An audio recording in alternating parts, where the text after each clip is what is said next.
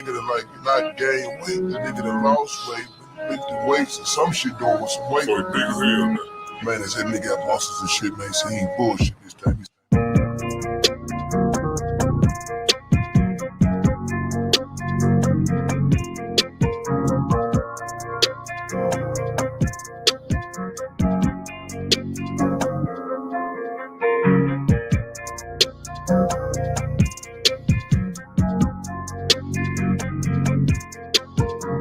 I like red balls, I like light skin, that's like hello.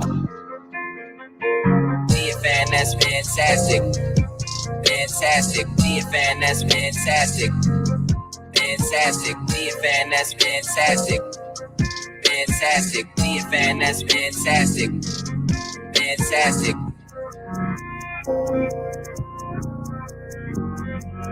That's good, fantastic.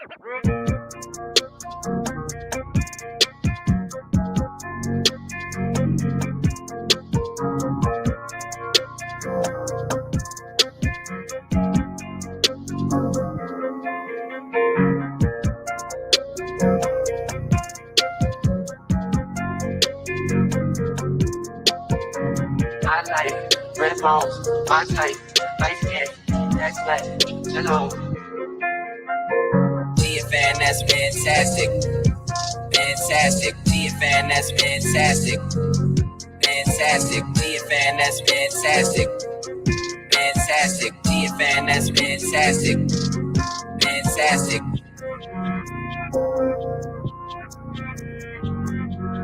That's good, fantastic.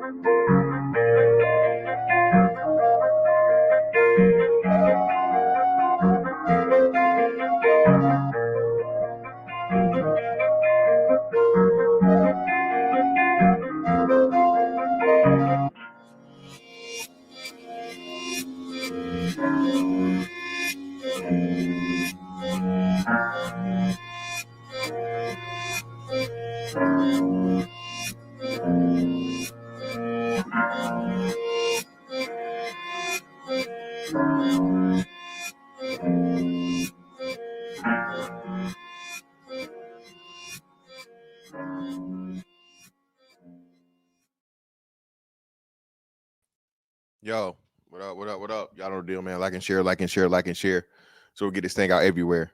There's anywhere in the world you could be, but so be right here with me, the BABGOG. And I appreciate y'all pull up on me, man. What's going on? Shout out to everybody in the building. Do me a huge favor, man. Hit that like button, hit that like button, hit that like button. It is free. And let's go ahead and get into it. So, as I say, man, a broken clock can be right 2 times a day, man. You know, and this is why I say, for the most part, right? Adages like, hey, a fool can be life's greatest teacher. Why? All you gotta do is watch him. The fool can be the best person in life for you to learn from. All you gotta do is watch him and know not to do what he did. Right? Don't copy him. Then you have the people that are wrong the majority of the time, but that one time they right. That one motherfucking time they right. All right? Make the world a difference. And I'm not gonna really make this about Umar's character, but I'm just laying it as a thing to where I don't agree with Umar as a person because I don't believe he's an honest man. Okay, just don't. He's shown that years upon years upon years. And shout out to King Randall. King Randall exposed the point to where he had booked the guy to come in and do something, and he pretty much told him he would give him the refund because he canceled last minute, like the day before or something like that. And then when he asked him about it, he cut him. He gave him like half the money back because he said he was disrespected. Now, mind you, I don't know if I told y'all this, but I was in talks before Umar got on this whole thing. Before he got on pretty much the social media tour he's on now, the podcast tour. I was trying to get him for interview, bro. Trying to get him for an interview, but I wanted to be fully transparent and shit, right? So, gave him the channel and stuff. And I'm pretty sure what happened, he looked over the show or he looked at my content. It's pretty much like, nah. The biggest issue and problem I have with people that are interviewing Umar is they're not pressing him on how do you accept donations for over 10 years, right? Or coming up to 10 years. I don't know. Somebody give me the exact amount of time. I don't know. Right? Damn, AM1, brother. I am not going bald, brother. AM1, you just complained about the twist, and I took the twist out, brother. This is what you call this, the untwist, brother. Just untwisted it, man.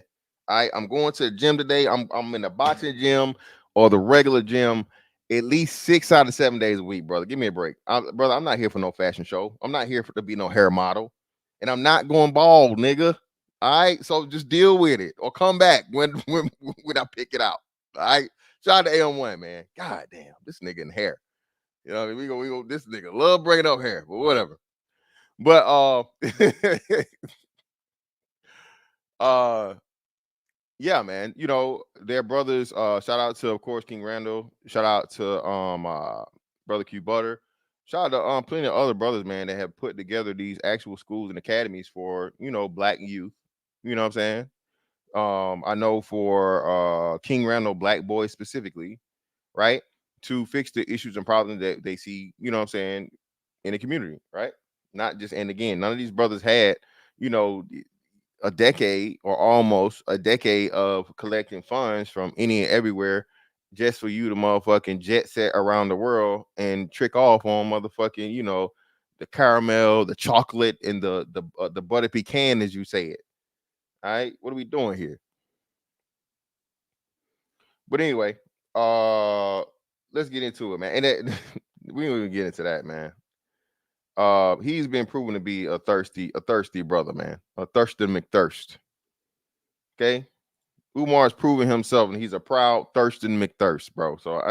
But again, it's not really to talk about his character as much, just to mention as to where, hey, I'm laying the foundation where I stand with him. But on this one, he's 1000% correct. Okay, on this topic right here, Umar is 1000% correct, and it's long overdue for quote unquote black community to start asking all these rappers, all these people that tell their stories, and most of it the worst of the worst of the worst, and make a living off of, not only make a living off of, but influence the culture, influence the children, right? To emulate them. What have they done, man? All these rappers, they go back to the hood and they, throw some turkeys out on Thanksgiving, do a bike drive or something on Christmas, do a book bag drive for a school season. But what's that to them? Even if you spend, and they not spending $100,000, you know what I'm saying, on a neighborhood, right? But let's just say 100,000.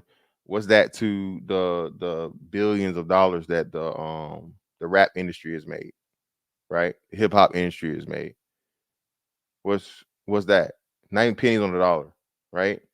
But it would have to be pennies on the dollar. But you get what I'm saying, right? It amounts to less than 1 cent on the dollar.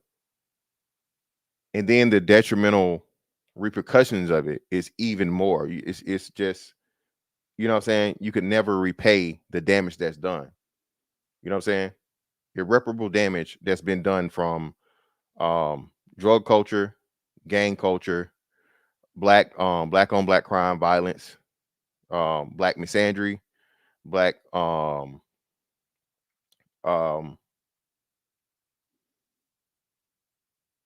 misogyny.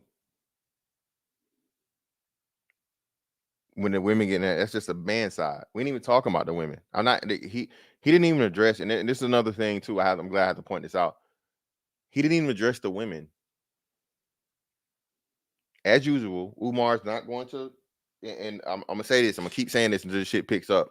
This hashtag's never gonna catch fire, but I'm gonna keep saying it, nigga, like it did. Okay. Women are not children. Black women specifically, women are not children. Okay. So we're going to treat them like the adults that they are. Okay. And talk to them and about them as if they are accountable and responsible. Say it again. Women are not children. So we're going to talk to and about them as if they are accountable and responsible.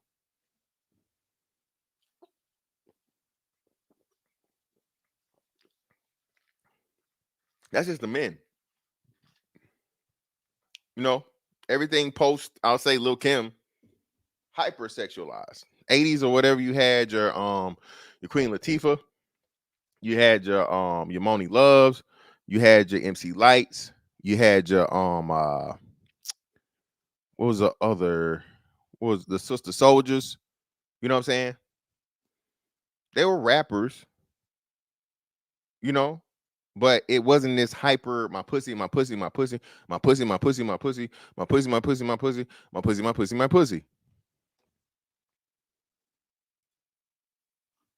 Name a rapper today. Shout out to Terrell in the building. Name a female rapper today that's not talking about a pussy. I'll wait. Name a female rapper today that has, you know what I mean, notoriety for her lyrical skills and ability. First. I'll wait. Don't exist, bro. Don't exist. Shout out to Big Boy, yeah. Salt and Pepper. But even them, they was talking about sex. They was actually ushering the sex part into it. Let's talk about sex and I'll push it, all this other stuff, sexual innuendos and shit. So that's why I didn't even count them. I didn't think about them, but yeah, they were definitely on the sex shit. Yeah, TLC come through, and like I said, TLC, they were rap / R&B, you know, and they did the whole sexual thing also too, but theirs wasn't, you know, it wasn't as over sexualized. Now, listen, I'm not saying women shouldn't be sexual at all. They're women, right? They shouldn't be sexual, sensual, but sucking dick and eating ass and my pussy, my pussy, my pussy is totally different. Even I'll push it, right? Is nothing compared to the Suki Hanas, the Sexy Reds, and you know, everybody else in between. You feel me? You know, and mind you, again, hey, this shit been going on for forever. What Lucille Borgen, I told y'all, man, listen, I don't want that. Okay. All right. She said she out here sucking dick till she'll make a nigga shit. Bitch, you, hey, listen, back up. Bitch, you guys head. If you got head so good, I'm gonna lose control of my bowels.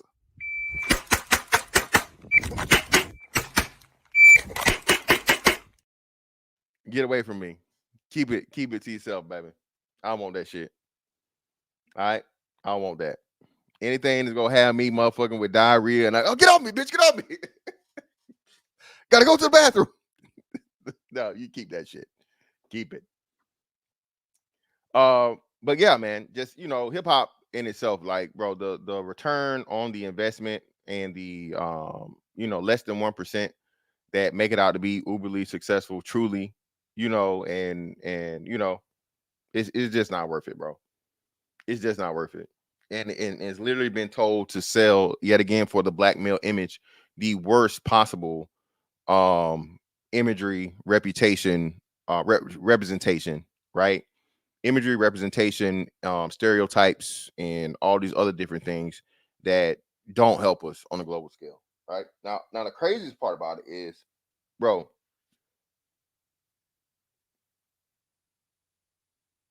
the Middle East and, well, the East, right? But Middle East and on, like, you know, Saudi Arabian countries and Iran and stuff like that. So, and then everything further than that, India, Japan, China, not so much, but Korea. Korea been there, but Korea was mostly like from the dance aspect, but not the rapping. Bro, is an Indian rapper now. I showed y'all the shit, bro. I cannot play a YouTube short without that Indian rapper that's doing the Project Pat flow, bro. 9 out of 10 of fucking YouTube short. Go on YouTube short right now. I promise you. It's wait a minute, get it how you live it. That shit.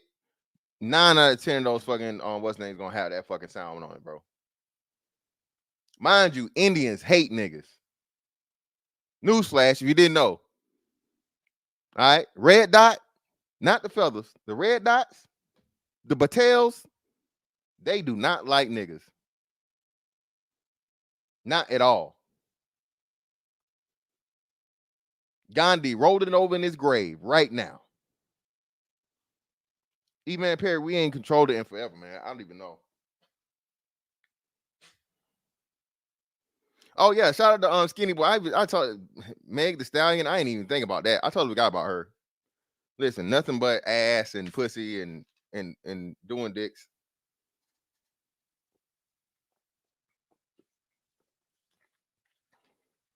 Even the people that hate you the most now are taking what you had. And I promise you, that motherfucker in India, whatever they got going on, you know what? India is the second largest country behind China. They got like 1 billion people in India, I think. Even though them motherfuckers poor shit, you put all them motherfucking rupees together, motherfucking, you rich in rupees. You rich in India. And if you got the shit playing on TikTok and YouTube and whatever, and you're getting the residuals for the kickbacks from streamings and all these different things, hey, that's a nice little check, man. If you live in a third world country, you live in what top? I think what India is like a what bottom 5, well, major countries. I say, because I doubt that bottom 5 overall, but of the major countries, this is like one of the poorest, if not the poorest country. Yeah, man.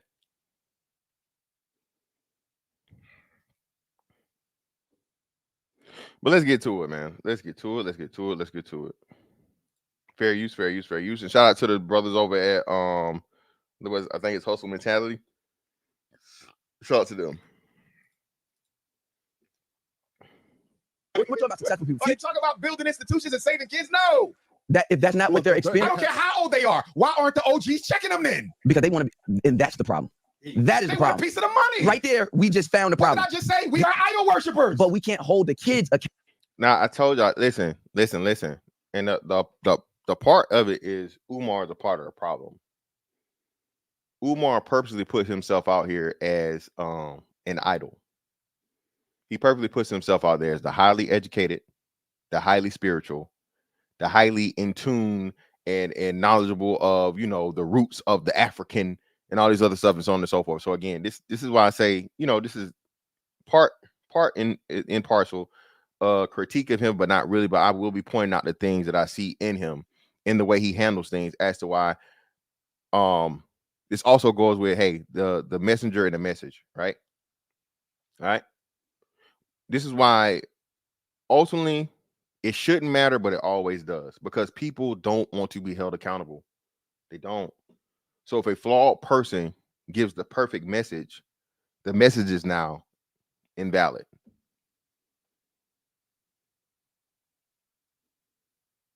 If a flawed person gives a perfect message, the entire message is moot. Moot, not mute. M-O-O-T, not M-U-T-E. I hate when you niggas do that, by the way. Not the same. Okay. Like then and then. Moot, not mute.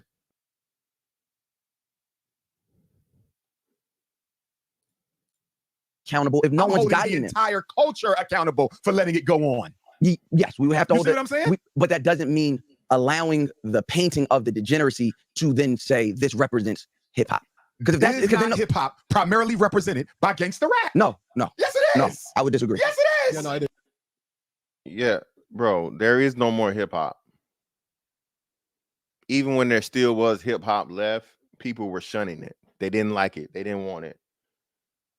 The rap stopped being about hip hop, I'll say early 90s at best. I claim this set. I fuck these hoes. I make this money. You know what I'm saying? That's it. I'm flexing on niggas. I got the most expensive fucking cars. Money's nothing to me. I'm the hardest nigga out here. Steppers, sliders, riders, nose wipers.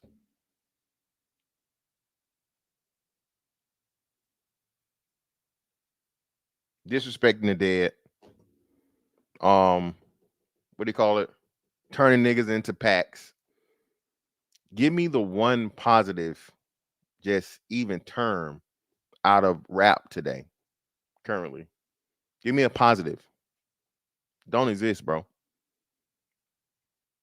Does not exist. And am I saying again that it should be the majority or the whole? No, I'm not saying rap should just be like Christian rap and no cursing and whatever. It's art. I understand the art of it. The issue and problem that I say again, which also lies, and this is why we can't fix the problem. Rap, hip hop, and that's why it's not even hip hop no more. It's rap, bro. Rap says that you have to live the shit you talking about. All right. And if you're not, you're a coward, you pussy, you're a lesser man, you're beta, you broke, you can't get no hoes. It's all negative. And you have to live up to the most toxic fucking aspects and fucking diabolical attributes of being not just a human being, but especially a black person or a black man. You got to be willing to kill a nigga over nothing. You got to be willing to die about your chain. So you got to be, it's this weird, crazy omnipresence, right? To where you got to be willing to fucking die for nothing, but kill for everything. I'm going to say this again. And I'm pretty sure somebody said this before me. I don't know, right? Again, I haven't heard a lot of this shit saying that it comes as it comes. But just think about how deep this shit is, okay? You got to be willing to die for nothing and kill over everything. And if you're not that, nigga, you ain't real. You ain't no stepper. You a pussy nigga. You ain't jumped off the porch. You ain't been in the streets. I gotta show y'all another one too. Let's a quick aside, right? So let's do this real quick. This came up on Twitter, and I don't know who the dude is. I think he's like a battle rapper or some shit. I don't fucking know. Y'all let me know who the nigga is because I don't know who he is. I don't know what's significant. I just know he's a rapper, right? From what they said. I don't know the guy. Let's see real quick. Show all this shit.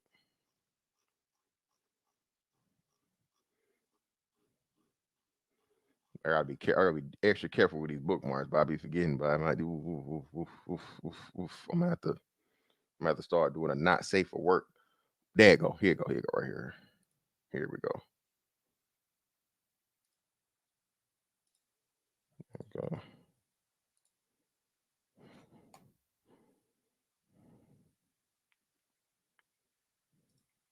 So this right here is going viral right here, and thank God, a lot of black men are finally calling this shit out, bruh. What is the value in being a street nigga? Okay, I'm gonna say this again. Hey man, we got 100 people in the building. Do me a huge favor. Hit that like button, like and share, like and share. So we get this thing out everywhere. The share button is important, man. Y'all hit that share button, bro. Hey, this shit can be motherfucking enormous. I know you may think, hey, ain't nobody fucking following you. You ain't got no followers, just a subscriber. But do it, man. It's free. It ain't gonna hurt you. Hit the fucking share button. Just share. Just share it, man. All you gotta do is share and post. That's it. Yeah. So who is he? Who is Sue Surf? I don't know who he is. What is he? He's a rapper, but who is he? What does he do?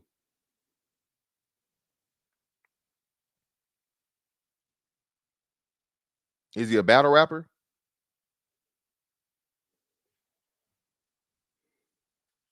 Gun bar king? Battle rapper, I'm guessing? Battle rapper?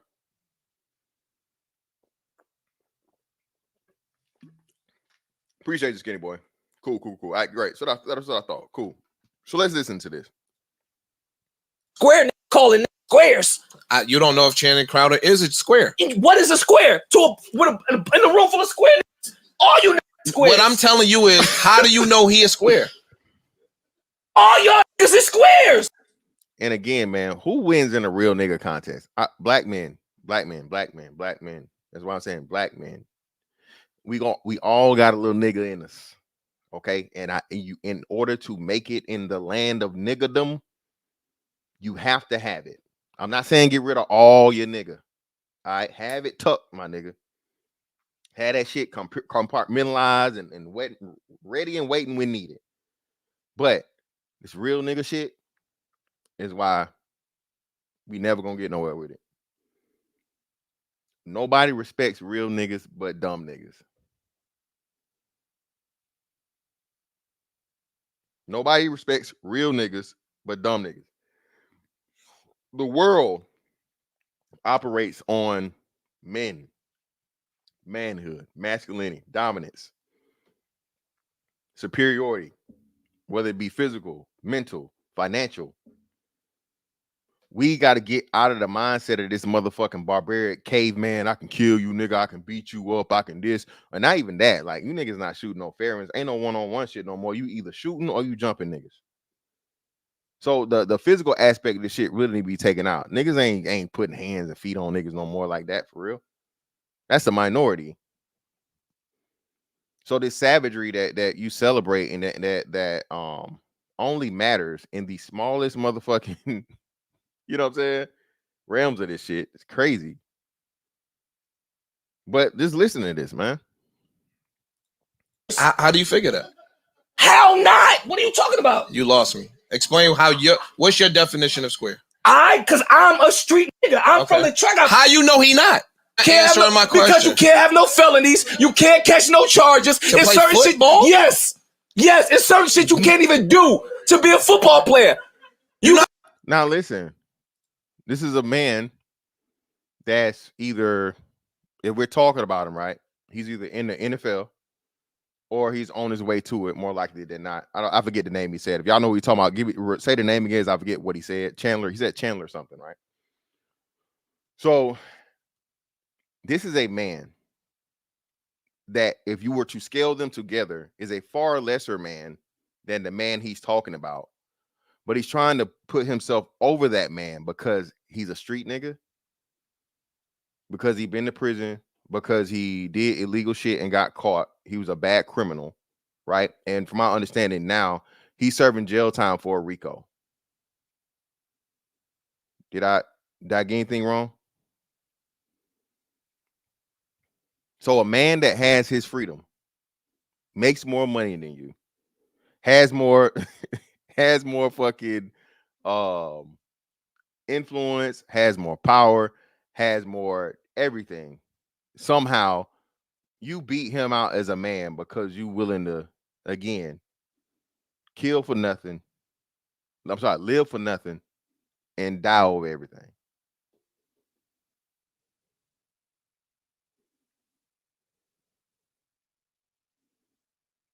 Kill for nothing, die over everything.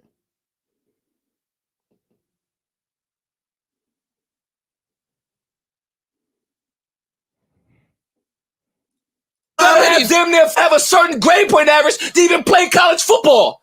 All these is squares. It's my go. Tell me when you're gonna stop screaming. All these niggas, no, because I don't like that. How is a square calling a nigga? You don't know. He might be a square, but you don't know if he is or he's not. I do. You don't know that. He got time to podcast all day like the rest of you. He's 40-something years old. So is the rest of us in here.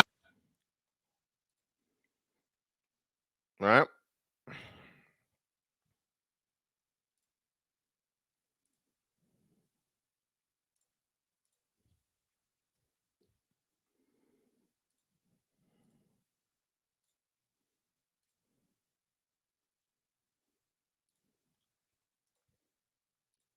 It is. I would Who are your disagree. top 10 rappers of all time? My Give me your top personal five. Yours. my personal top 5. It goes Jay-Z, it goes Rakim, it goes Andre 3000, Big, Kendrick. Okay, 2 of those gangster, 2 of them not, and then one is kind of. For one, the fact of the matter, hey man, y'all get at me, bro, because I'm about to do I'm about to get into the sports shit for real. Bro, I'm so sick and tired of people under like 30, bro. I don't want to hear your top anything. I don't. To say that you have Kendrick Lamar as number 1, and I know it's a personal list, it just shows just your lack in depth of just like, you know what I'm saying? You feel me? I just of in the middle. You're still at 50% gangsterism. Is that acceptable? Is it acceptable? Who's the gangster? Jay-Z was gangster shit. But we've also seen him progress out of it. You don't get to progress. You don't get to progress. Now again, it's the reason I chose the people I chose in the thumbnail, right? Bro, I told you that conscious shit don't last, don't exist no more at all. 0%. Ain't nobody trying to hear none of that shit. You might be a SoundCloud rapper or you know, or an IG dude. I just saw some dude rapping about MLK and you know they getting up out of there and 9/11 and you know conspiracy guy, whatever, trying to drop knowledge. Bro, you do that shit today, your ass will be dropped tomorrow. I think the last person that tried to do that was what, Lupe and B.O.B. And you saw what happened to them. Right? Who I don't know who that is. Who is Mouse Jones? Oh, the guy talking? Is he early 30s or late 30s? Because 30 still early 30s or late 30s, mid 30s. It can't be late 30s. I imagine like mid 30s. Anything under 35, bro. I'm not trying to hear your fucking what's the name. But yeah, all Jay-Z talked about was drugs. You know, he lost what, 94 bricks and got them back or some shit like that. You know what I'm saying? Drug this, drug that, sold this, sold that. You know, by the way, I've never been robbed in my life. Drug culture. You know, same thing. Big was, you know, drugs and the shiny suit era. You know, the baller, more money, more problems. I'm richer than you. Bentleys. You know what I'm saying? Cristal, Versace shades, Versace shirts. Just look at that influence, man. Before that, I never heard of it. Before rap, I had never heard of designer brands. It didn't exist to the majority of black people. You just didn't know. Think about that, right? So the biggest thing, a biggest purchase item of luxury that you would have had pre baller rap, right, was like a pair of Jordans. And we know even for that, people were getting, you know, getting up out of here. Jordans and starter jackets. Jordans at that time were 100 some bucks, maxed out at like 150, right? And that was when you got up to like 150 is like when the 11s dropped, right? You weren't paying $200 for shoes back in the 90s. No, they didn't hit 200s until like 2000 maybe. And I think that was Jordan is retired then. That was like the 17s, and that was they justified that because they came in the briefcase, right? But either way, so the highest item you was gonna have that everybody knew about, right, was a pair of shoes and a jacket. Big comes on the scene. Jay-Z is his homeboy, right hand man, or whatever, his understudy. Now niggas is talking about Gucci this, Versace that. You know what I'm saying? $200, $500 bottle champagne. All that shit, right? And then now you got the gangster shit on the West Coast. You got gang bangers, Crips and Bloods, mainly Crips because of Snoop Dogg. Nobody really claiming blood like that, big time or whatever. Even though I think, even though Snoop Dogg was a Crip, somehow Suge Knight was affiliated with Bloods. I don't know, you know, but you know, major gang culture, people getting stomped down and beat up, niggas getting extorted in by the record label and beat down and jumped in and whatever else in the hell. Ultra violence, Tupac, you know, somehow goes from motherfucking ballerina. I'm sorry, not ballerina. Okay. Art school participant, talking soft and this to the America's Most Wanted. The hardest nigga ever, Thug Life. Okay. One of the best, the best background dancer ever, the GOAT of background dancers, doing the Humpty Hump to the hardest nigga in America in like what, 4 years? That's why I can't. No, man. Pop can never be. No. It's Passport Bro Villain. Do your research. That's what he was. That's what he was, brother. He was a background dancer.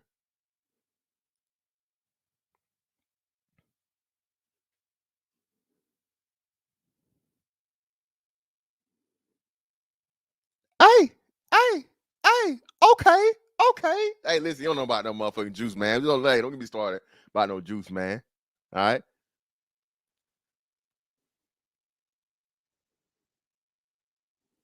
Yeah, man. I guess you gotta do your research, man. Yep, indeed.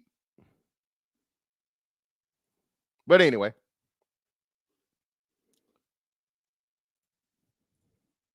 Can I ask you a question? Okay. If I sold dope for 30 years, Yeah. and I gave it up and now I'm raising my kids, Yeah. am I off the hook for creating a whole generation of drug addicts? What have you done to amend for it? What has he done to amend for it? He's openly giving money to underfunded communities. Stop. How many schools has he built? None. Stop. Now again, the last thing you need to be talking about is schools, Umar. Till you open yours, brother, and his kids in the seats. Okay. Don't mention schools. Okay. We're talking about what he's done.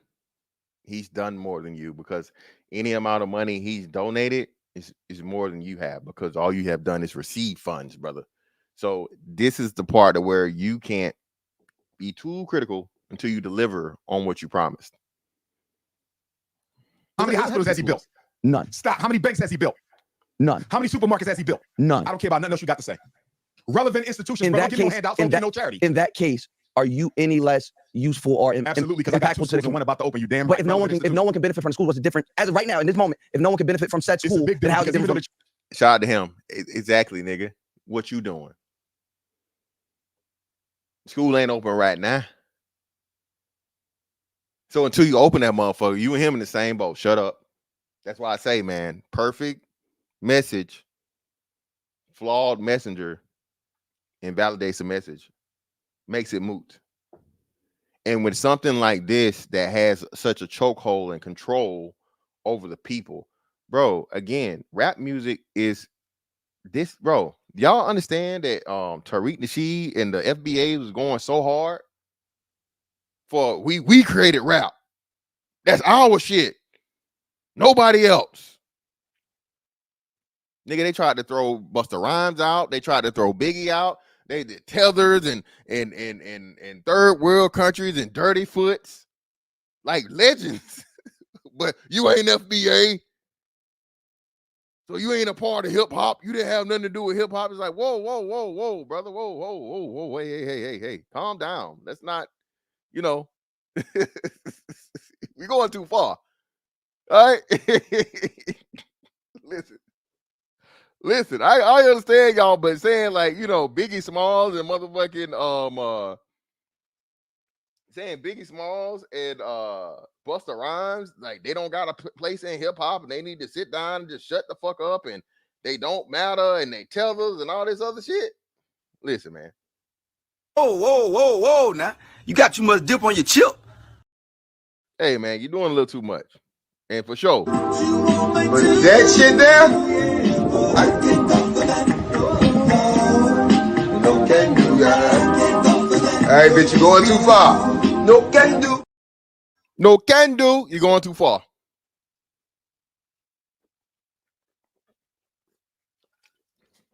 Not Jamaican tall, Sean. Biggie and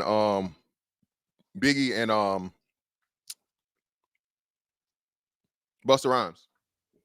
I think Busta Rhymes might be Trinidadian. I don't want to say Jamaican to be Trinidadian, but yeah.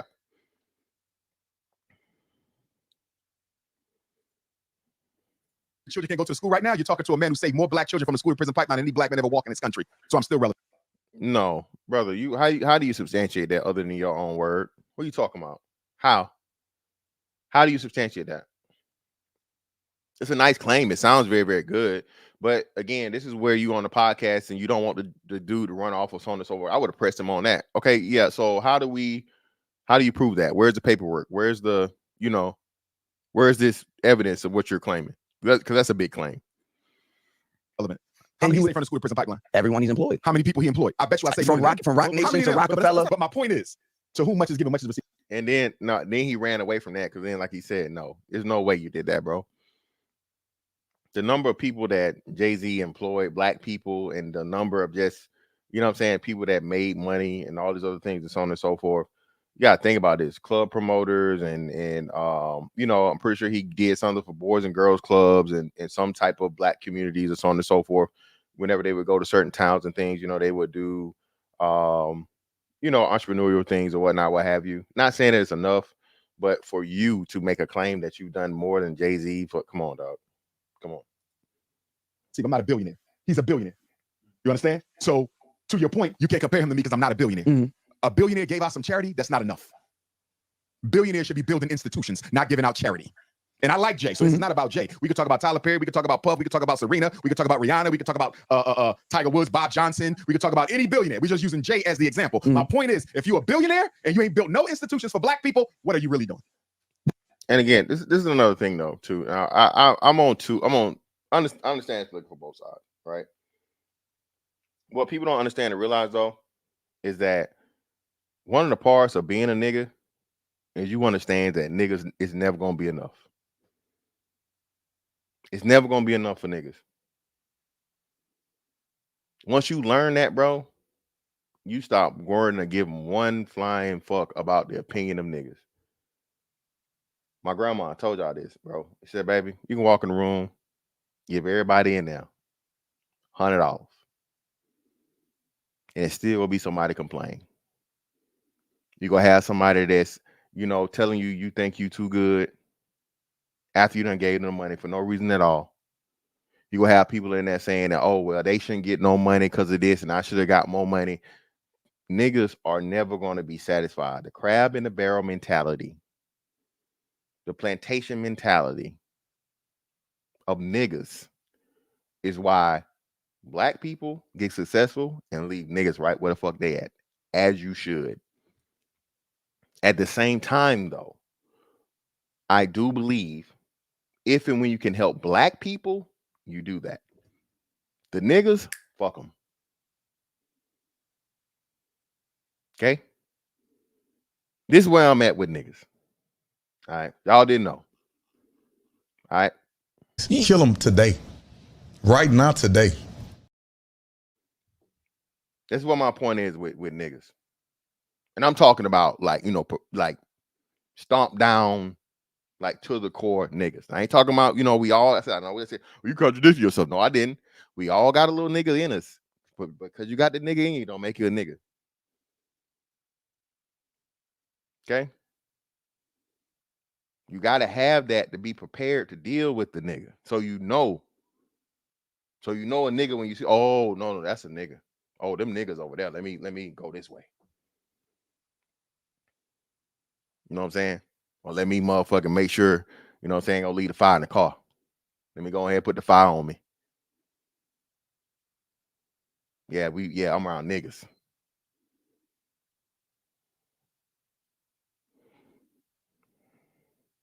Hey man, we almost had 200 people. Do me a huge favor, man. Hit that like button, hit the like. Mars, give me a like check. Me get mad at you niggas. I already know what y'all not doing. Yeah, come on, bro. What are we doing? Bro, what the fuck? Bro, I only got 50% of my damn likes. Bro, hit the motherfucking hand, man. If you lie, you steal. If you steal, you motherfucking kill, man. Hey, do I need to call the motherfucking U.S. Marshals? All right. Do I need to call motherfucking Crime Stoppers and collect that $500 on y'all ass? Hit the like button. It's free. That's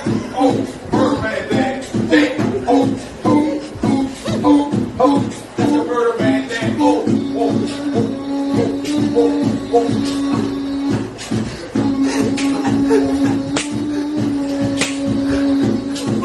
Real more shit, man. That's why more bodies, man. Oh, my bad, man. Damn, my bad. I ain't even pay attention to the damn super chats didn't start up for me for some reason. Shout out to y'all, man. Greatly appreciate you guys for the support, for your hard-earned money. Shout out to Dottie Dada for the 5. Greatly appreciate you, brother.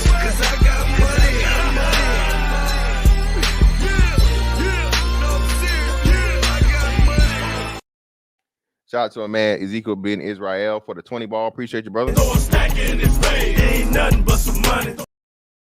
With the fist bump. And shout out to my man Dre on the ground for the 2. Greatly appreciate you, brother.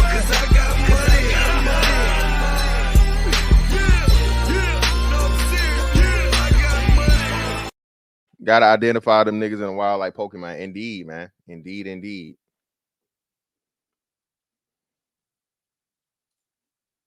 That I'll give you. but I cannot. And we can go bigger than that. We just sort of celebrated 50 years of hip hop. What has been the sum benefit to black people of 50 years of hip hop?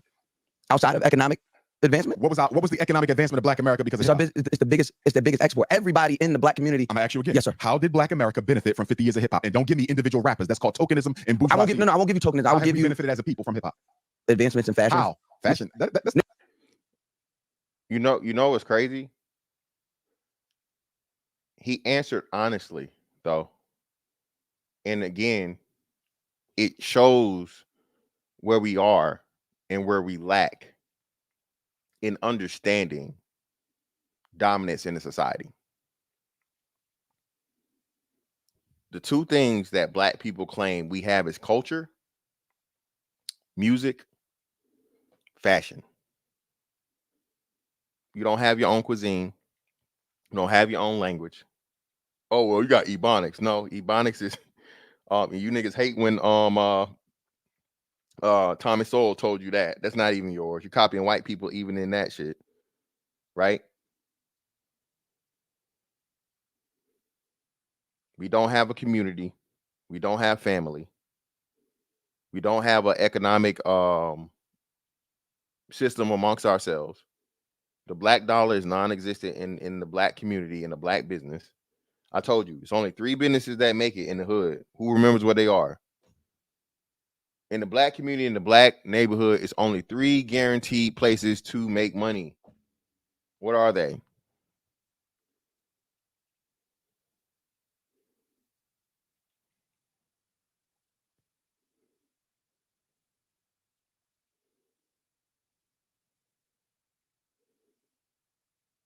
No, the liquor store is not it, because the liquor store ain't ran by niggas. Niggas don't have no liquor store.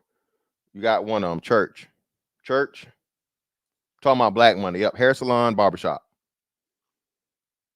There we go. Chief Rocker almost got it. You can't say liquor stores. Tell me the last time you knew a black person to own a liquor store. Well, damn, Chief Rocker. That's a runner-up. Funeral home. That's crazy.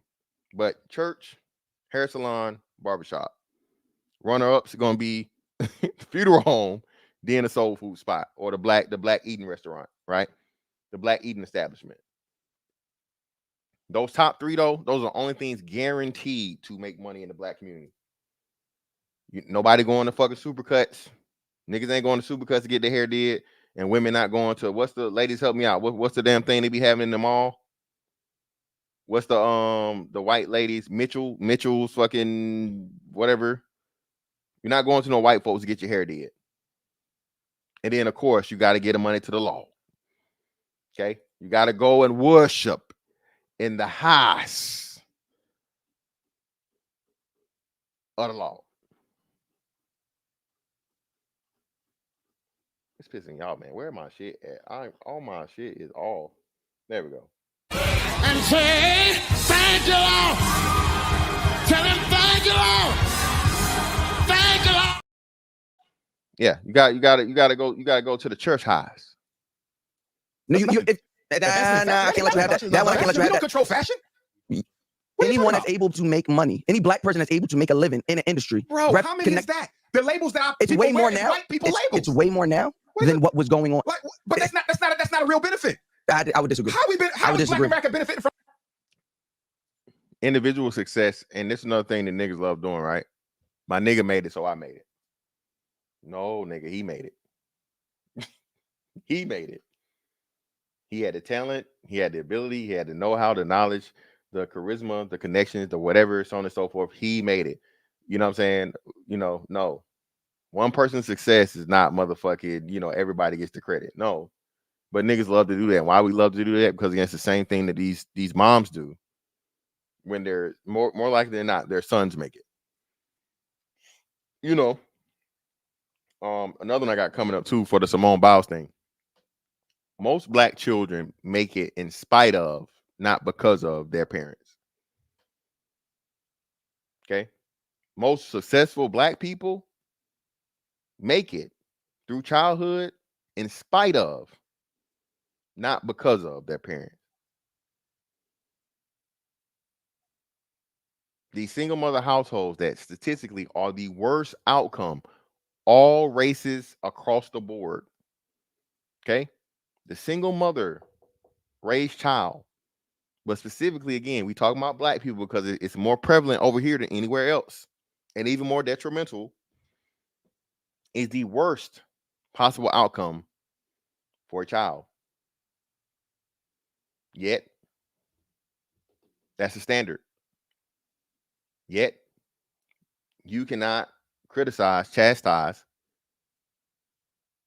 or analyze the parenting of a single mom.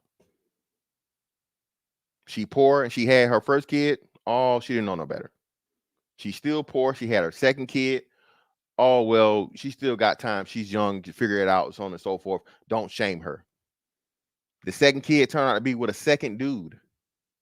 Oh, well, you trying to pussy police. You trying to control her vagina. You trying to no. I'm worried about the outcome. Just as fucking what's the name said, these broken homes. These mothers create more broken homes than the men. That's facts.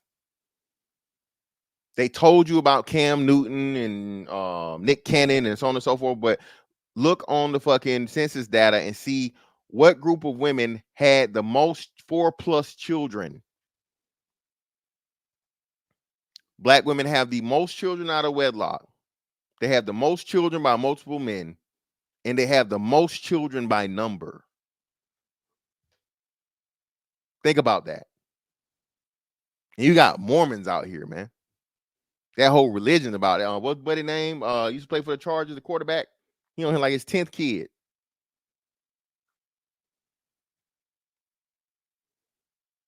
But if you say something about it, you the problem. You say something about her behavior, not trying to control her pussy, not trying to, you know what I'm saying, tame no hoe, not trying to say the hoe, not trying to do nothing with the hoe, but speaking on the overall outcome that you know is going to happen, or more is likely it's going to happen, listening to the numbers, the data, statistics, and saying, hey, man, we got to stop this shit. Oh, you wrong about it. You SBEing. No, motherfucker, I'm speaking to something that's far deeper than whatever the fuck you trying to fucking get laughs and giggles off of. That's going to affect not only me and you, right? Because again, that's higher taxes. There's more money that's coming out of what I'm paying for to pay for motherfuckers that are just incapable or just whatever, not to be able to do it for themselves. And now my children have to operate within those people in society. Have to be around those people. Every last one of these little bad bastards, okay, that mama don't give a damn what they do. These kids around here 13 years old, bro, with Glocks with switches on them. Out at fucking 3, 4 in the morning. Robbing niggas, breaking in cars, all this other shit. And then as soon as one of them die, oh, my baby. Oh, they didn't have to do it. They didn't have to shoot him. He was just oh. Ma'am, why you didn't know your son was, you know what I mean? Your son has your son, he's 14. He has 7 felonies already. What are we doing here? Well, I gotta work and I gotta this and I gotta that. Bitch, you gotta do something. You gotta send that little motherfucker to fucking boarding school, something. Send him off.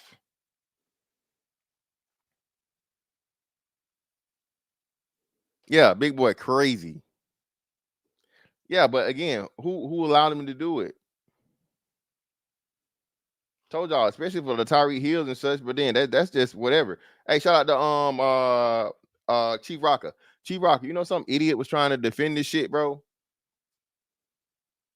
They was trying to make a comparison of the Baby K dude to Kyle Rittenhouse, right? First and foremost, Kyle Rittenhouse was like one of the best examples of self-defense ever, caught on tape. Thank God he caught it on tape. Otherwise, nobody would have ever remember, believed it.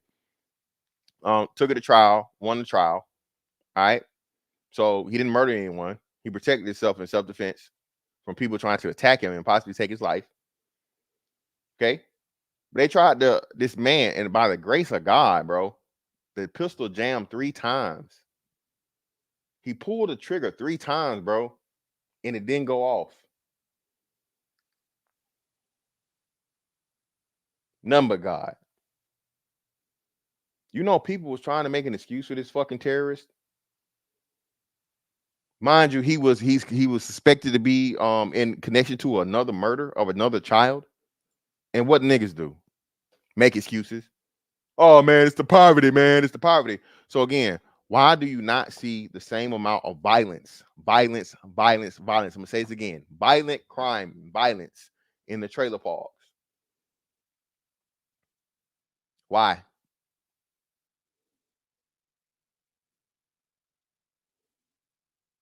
Where all the, you know what I'm saying, where the motherfucking Chinese people come in off the boat, or the Somalians come in, or the Arabs come in. Why do you not see these high levels of violence in all those other neighborhoods? But for niggas, that's the first thing. Why? That poverty shit ain't working, bro. Poverty is not an excuse. It's a much deeper seated psychological, right, and social interaction between black people and the value of black life that leads to as to why you can motherfuckers can shoot each other and think nothing of it. They're going about their day, laugh at it, right? Make songs about it. They smoking on a pack. They rolling up such and such.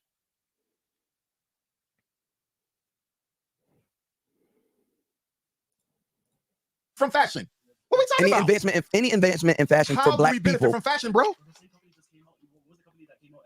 Boosting up their prices for bags by like thousands of dollars. LVMH. Yeah, that's not beneficial to black people. Yeah. So you're missing what I'm saying. If hip hop, when hip hop comes, hip hop is an entire culture. Our fashion, the way we walk, the way we talk. how is that a benefit to Black America? Because now people who didn't have access to jobs in the fashion, black people specifically, who didn't have access to jobs before the explosion of hip hop, 50 years ago. White companies that. So again, this right here is, and I don't want to. I don't want to talk down on the other brother that's on the other side of this, that's defending this hip hop shit too much. But I'm gonna say this is why a lot of people think they sound smart and they're just not. Brother, individualistic accomplishments and saying that a black person has access to a fashion industry job, which is going to be a small industry overall. We're not talking infrastructure.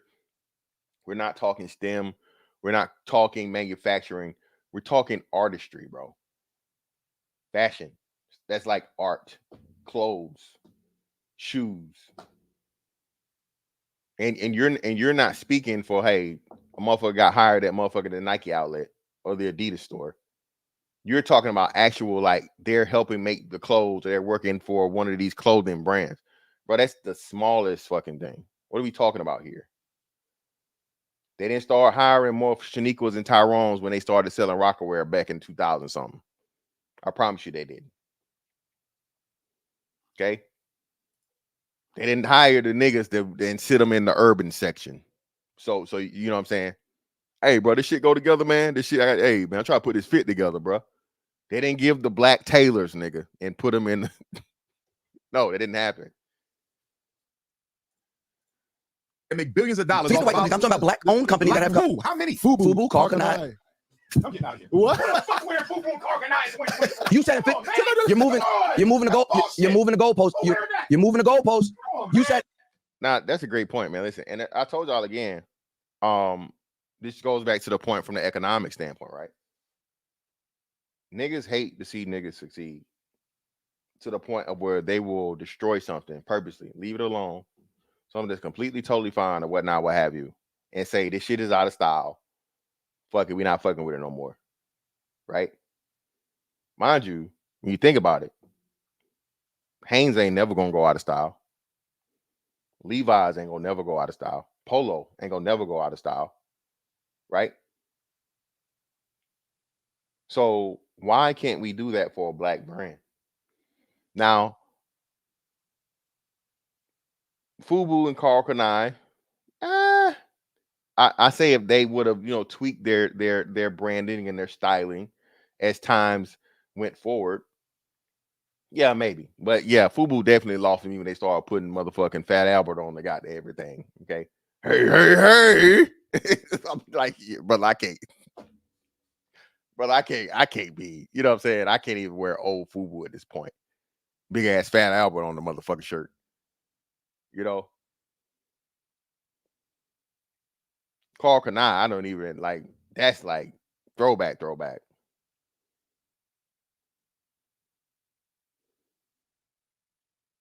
Right?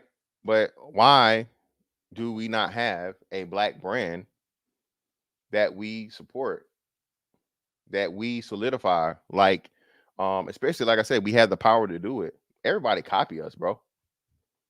That's something that's for sure the what's name. No matter what you say about the fashion shit and so on and so forth, everybody listen. The black man in America is the most copied man on this planet, bar none. Everybody want to be a nigga, but nobody want to be a nigga. How about that? Clockwork, I can't accept that. I can't accept the brands got oversaturated because it wasn't that many prominent ones.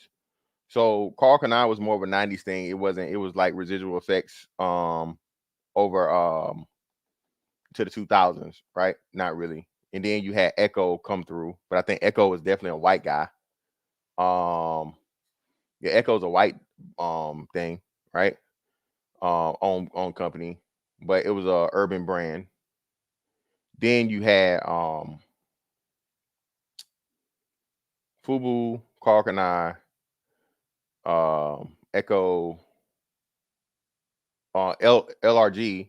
LRG was one. LRG is like now whack as fuck. And I don't think True Religion is never a black brand, right? True Religion isn't a black brand, right? True Religion is True Religion. That's not a black brand. So we're talking about yeah, Cross Colors was early. Cross Colors was like early 90s. That shit was gone for forever. Lacoste is not a black brand. I'm talking about brands that are actually black people. Skinny Boy, see, now you're going too far. Come on, brother. No.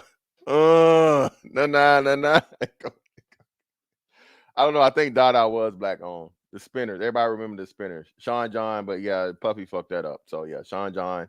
So it wasn't that many. You might have had a handful of things. Yeah, Rockaware, Carl Kanai, Sean John, FUBU, and pick one.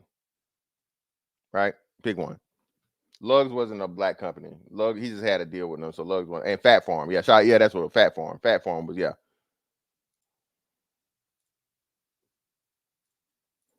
In 50 years. Oh, come on. You said in 50 years. You're reaching, bro. You're reaching. That's not true, though. That is a reach. What? You said in 50 years. 50 years. What has transpired? This ninja went back to the late 80s. No. This is crazy. No. Yes, it is. Yes, but, it is. but it's not obvious. It's not where it was before. But the advancement that those four men. So 50 years, you had on a FUBU jacket and some Carl Kanai. No, and for the billions that hip hop make, I'm supposed to be content with that. I didn't say be content. You asked a question. I offered you. Horrible answer. Give me something. A horrible answer. Who decides horrible war? Answer. Who decides war? Literally having a glider come out with H&M right now, and a black person owns that line. A black man. You're bringing up individual people. That's tokens. I said the benefit. Thank you. The benefit to the community. There's always tokens. Barack Obama was president. Kamala Harris was vice president. Clarence Thomas is on the Supreme Court. Don't give me individuals. How did we win? I gave you. How did we win? We're not going to win. Hip hop is still looked at and regarded as a trash dump amongst white people in that music industry. So no, if you're looking for me to say, oh, hip hop in 50 years has made sure that black people now are respected, and no, that's never going to happen. What has it done for the people? It gave you. You listen to hip hop music and you were inspired at some point, no? Nigga, I'm leaving. We're moving. We're literally moving goalposts. Again, Umar's making a great point. Listen, bro, this emotionality shit and that it motivated you, nigga, to this. It what was Rick Ross shit? Every day I'm hustling. You know the routine that Cat Williams did. The nigga, you in churches frying the chicken extra hard because Rick Ross came on the fucking radio, bro. You put an extra hour in at the shift to, because you know what I'm saying, you had motherfucking Jeezy in the background. You burn some more extra calories in the club because motherfucking, Tupac came on some shit.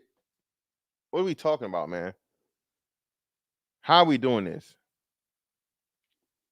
And that's why I told y'all, bro, people don't understand how huge it is when you say something is as simple, but as complex as like, oh, hip hop is black culture, rap is black culture, all these different things and so on and so forth. You identify as that as a part of your culture. And we know that the majority of it, major majority of it, is negativity, violence, sex, drugs, criminality. What are we talking about here? Fiscal irresponsibility,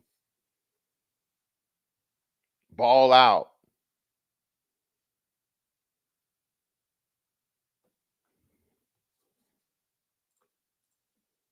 Shit in 50 years for the community. They made individuals rich, and that's it. And then gave jobs to. And then gave jobs to. They gave a couple jobs. The drug dealer giving out a couple jobs too. But the drug dealer is the drug dealer. The drug dealer is. Now he finna say some shit right here that I'm definitely gonna have to go off a tangent on, and I hate these type niggas right here. And this is right here let me know that Buddy's not smart at all. To the black community in the ghetto. You can't tell me that somebody grew up in the hood. Hip-hop ain't done shit. And then gave jobs to. And then gave jobs to. They gave a couple jobs. The drug dealer giving out a couple jobs too. But the drug dealer is. The drug dealer is. The drug dealer is essential to the black community in the ghetto. The drug dealer is essential to the black community in the ghetto.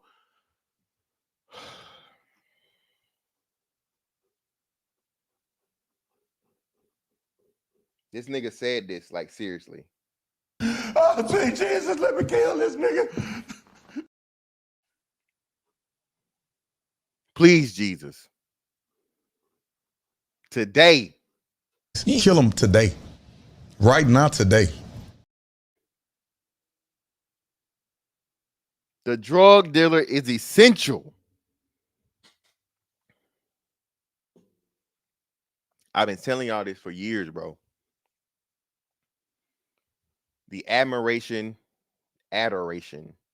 niggas have for criminality and the self-destructive activities of niggas is, bro, it's mind-blowing.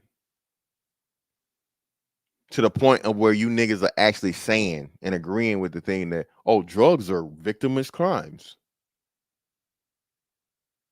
Drugs are victimless crimes. Whoa. How is it a victimless crime when, again, you have addicts, right, which destroy children and families and people overall? Now, if you was just giving the drugs away for free, well, there's no victim. Here you go. Here's a free crack. Take it. I don't mind. I'll have more tomorrow. Come back. You're right. That'd be victimless. But when you charge them for it, by that logic, you know what I'm saying? The cancer patients of cigarettes are victimless crimes. You know, the ones way before they admitted that the fucking cigarette industry admitted that the shit was cancerous. When they purposely did the research and they had the researchers lie and tell you that cigarettes didn't fucking create cancer when it actually did. You know, like a lot of these major fucking businesses do. I guess those people were victimless also. Even though you come to learn it was addictive. So once you give a person something that's addictive, it's going to be hard to impossible for them to literally just leave alone. They become physically dependent upon it. How did you not make them a victim? Nobody made them buy it. Nobody made you sell it. See what we have there? But the person who gets the benefit is definitely over the person that, you know what I'm saying, ends up in a deficit.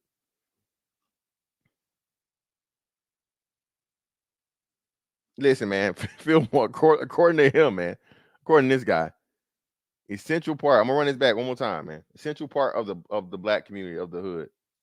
They made individuals rich, and that's it. And then gave jobs to. And then gave jobs to. They gave a couple jobs. The drug dealer giving out a couple jobs too. But the drug dealer is. The drug dealer is.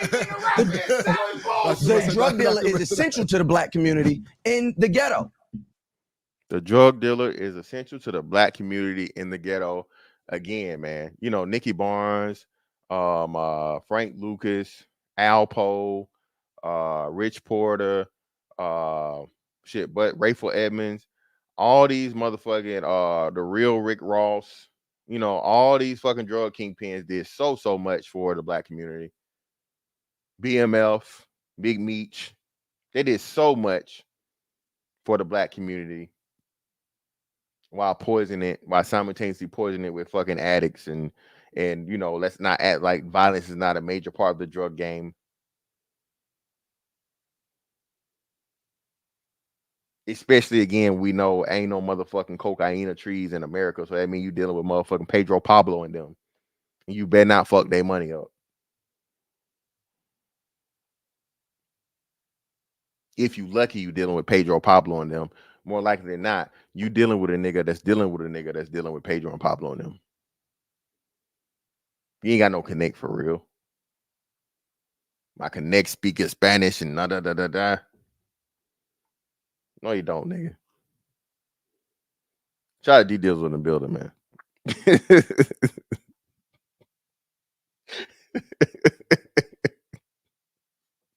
The benevolent drug dealer, man. The benevolent drug dealer. 2 days out the year, he gives back. Thanksgiving and Christmas, every other day after that, he gives crack. The benevolent drug dealer. Ladies and gentlemen. 2 days out of the year, he gives back. The rest of the year, he's giving crack. Shout out to the benevolent drug dealer. Oh, shit, that's too fast.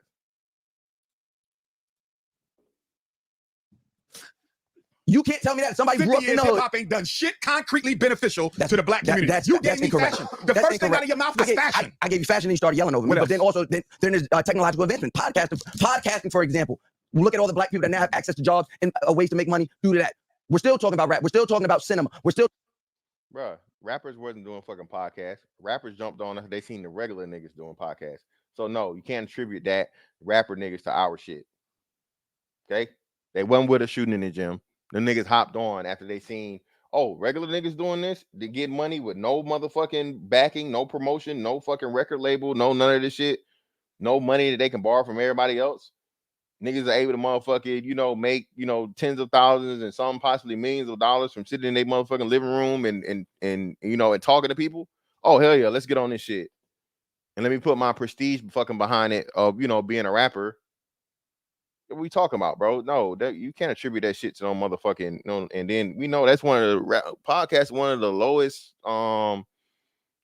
like lowest motherfucking things ever, bro. Like you don't need a whole big crew and cast. This ain't like an actual TV production. Get a camera, you set that shit up. Even if you got a cameraman or so on and so forth, it's gonna be very, very small. This ain't like running a TV show or no shit like that. What we talking about?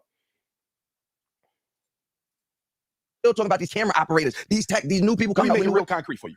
I just made it concrete. No, it wasn't. That was all bullshit. No, give me a relevant institution that hip hop built in any community anywhere in America in 50 fucking years. I told you. No, you didn't.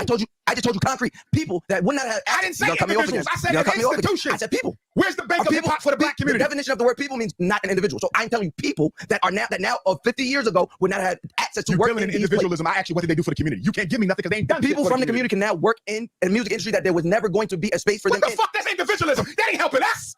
That's bullshit. No. Bull fucking shit. No. It's not helping us. No. What's happening is virtual singing. That's bullshit. Virtual singing ain't happening. Shit. A few people could get jobs. Everybody can say that shit. Elon Musk got a couple black people on the payroll. That don't mean shit. Elon Musk didn't come from black. He's not a black person. My point is, you can get a job from anywhere, whether. Shout out to Umar, man. Again, like, bro, again, I told you, and again, despite Umar's ways, he's definitely highly intelligent, without a doubt. A lot of people don't understand the shit they be saying is so fucking simple and just makes no fucking sense. Bro, anybody can hire anybody, bro. So saying that jobs, especially from the point of just like, hey, you're hired. All the Chinese spots hire Mexicans every day, B. I told y'all Mexicans cook the best Chinese food. Niggas didn't believe me. Now it's somebody that's going around now videotaping the motherfucking white dude going around videotaping all the Mexicans working at the Chinese restaurant.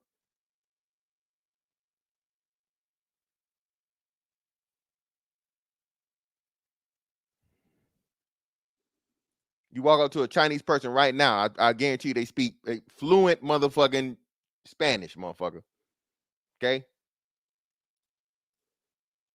they But black now- or not. but now That's you're not a getting a unique job. benefit. Now black but people- you're still right. talking about individualism, bro. A few people. You've been around for 50 years, the most popular music genre in the world, billions and billions of dollars, and all you can tell me about is a few people can get jobs? That's bullshit when you look at the cost that the black community has had to pay for hip-hop. Thank you. Let's talk about broken homes with that. Let's talk about the crack epidemic that niggas love to throw out there and blame on the white man. But then simultaneously, you get these fucking rappers that hop out here and brag about selling crack.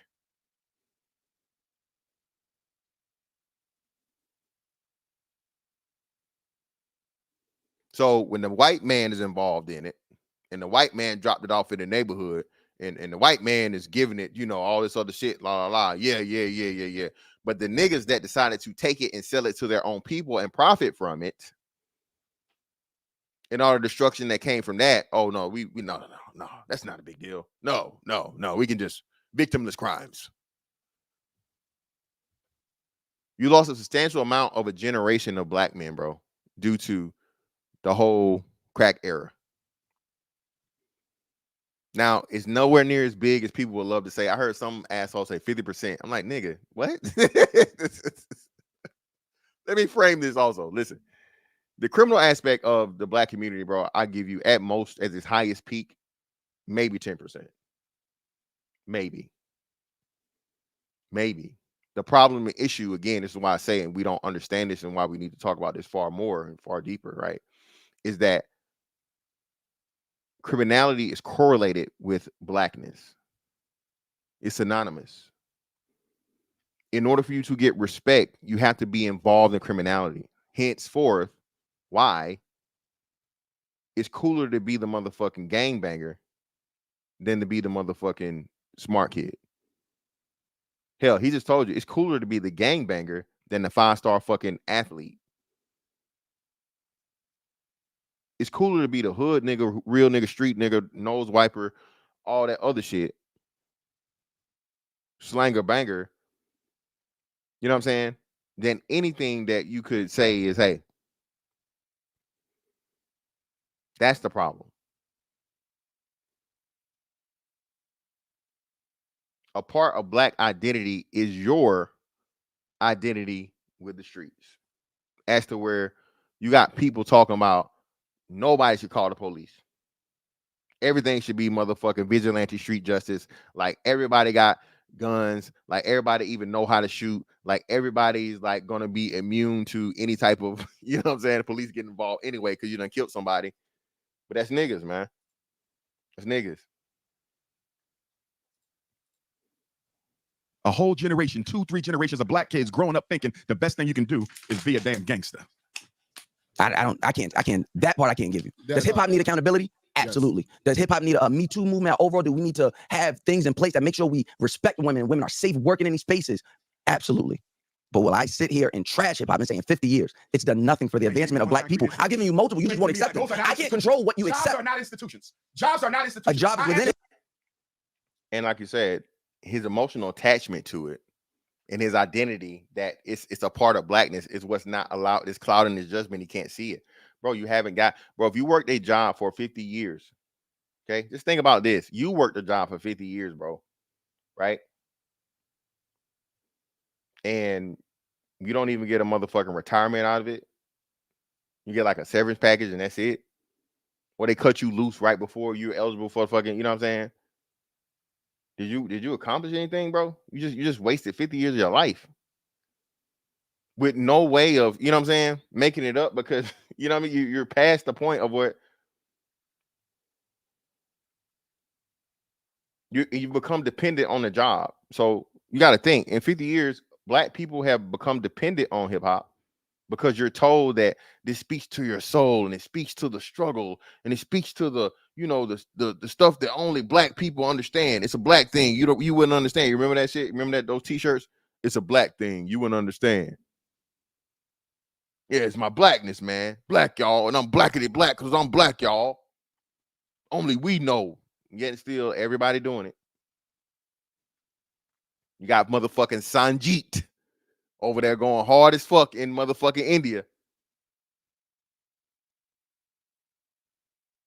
You got motherfucking you got Habib going hard as hell on the camel.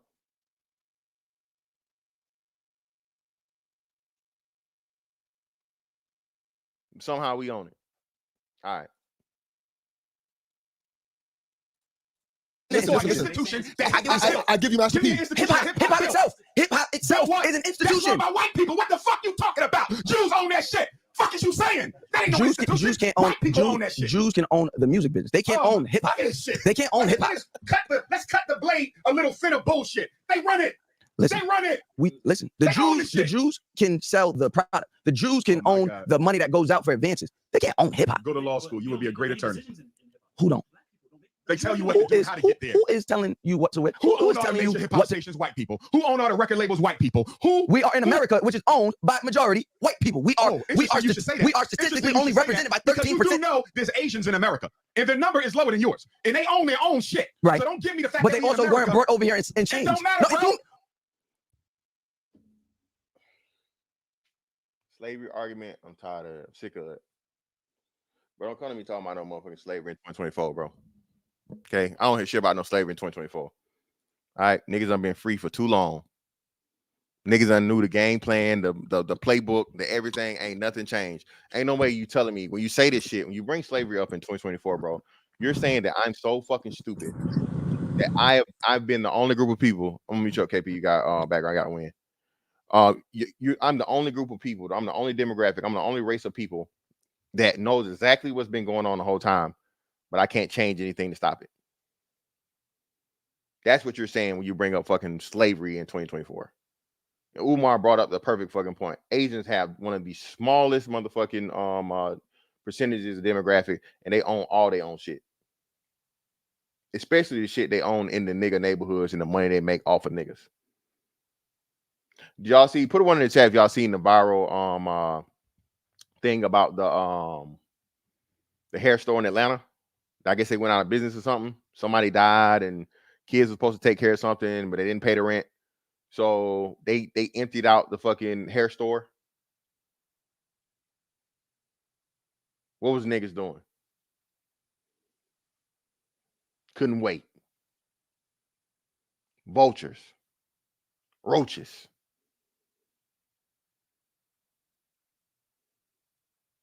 Hyenas.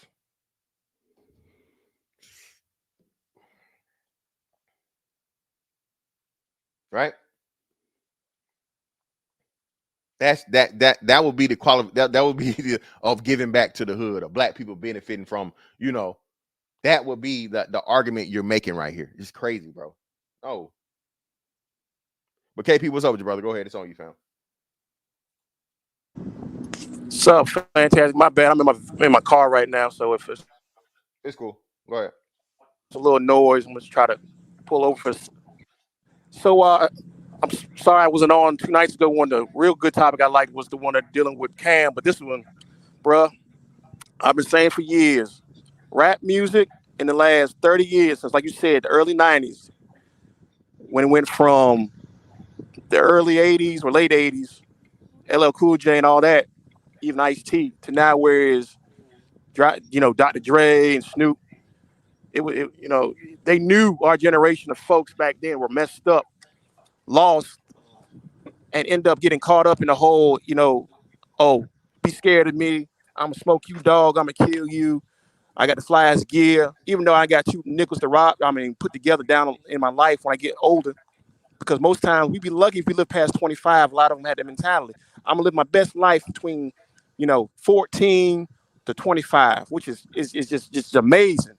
And then you get past 25, you're 26, and you ain't got shit going for yourself because you were doing all your mess and all your crazy shit. If you were in the drug game or you out there just living your fast life, and now you over there just mad at the world because you're like, man, I'm behind the 8 ball. I can't do nothing. Now you really could be out there doing crazy shit, robberies and stuff like that. And that was the plan. That was the game, because they didn't want you to have nothing for yourself. You know, they give you the candy for a little bit, but you know, if you eat too much sweets, what happens? You get cavities. Everybody want to look fly and stuff when you're young. That's understandable. But once you get older, having the fly gear, the car canines, and all that shit don't matter when you're 35 or 40. You worrying about if you got a goddamn house, if you paying on a mortgage. if you got 401k and a job or a career where it give you benefits. A lot of folks today, that's the way you feel braggadocious. That's the way you got superiority over other folks. Not about what kind of whip I drive, because you might have a $600 car payment where I already paid my whip off 3 years ago, and it gets me from point A to point B to me doing what I got to do to provide better for myself and my family. And going back to the Cam Newton thing, old girl was 25% right, but she was 75% wrong. I said like this: how could you be 41 years old, no kids, none of that jank, but you still gonna talk jazz on Cam because he got kids? But look here, he out there doing something. Where you can be up here with your snooty nose talking about my degree, I'm sociology, and that's why Kevin said never date no woman that's in them damn psychology or sociology careers, because they think they know so much. But look at your life action that you keep talking about. And what the hell is a life function? That's the dumbest shit I've ever heard in my goddamn life. But my point being back to the subject today is this. Folks got to wake up. Yeah, when you're young, do your fun shit. But when you get past 25, put them kiddie things away. You know, going to the club and stuff, you 34, 35 years old, unless you've been married and you want to live another fun life, I get that. But realize, a lot of folks, when they get past 35, when they turn Republican or vote a certain way, because they realize the dumb shit don't matter no more. They wake up. They officially become woke. They realize all the shit they were told in their 20s was nothing but bullshit. Because their life is not even good to match up with what they want to be at that later part of their life stage. But yeah, my bad. No, you good, bro. Appreciate you, man. Shout out to LAR in the building. LAR, what's up, man? What's going on with you, bro? What's good, man? What's good? It's one thing I gotta say about this stuff when it comes to the hip hop. I don't have an issue with people talking about the artists and what the artists put out. What I have an issue with is all the people that bought it and started doing that stuff on their own because they say they like the music and now they want to be holier than thou. You didn't have to buy the records that you bought. You didn't have to listen to the artists you listened to. They were actually people who made good music that wasn't on that type of time. But a lot of y'all chose to do that. A lot of y'all went to the club. Y'all wanted to drink and smoke at the club. Y'all got with the people that was doing the same thing, and now you feeling a certain way. All the people who y'all wanted to act like you was with the drug dealers, whatever happened to you, happened to you. Don't play this game where, oh, you know what I'm saying? I was doing all of this stuff and emulating all this stuff, and now it's a problem. Because it ain't just the music that's the problem. You paid to go to the concert.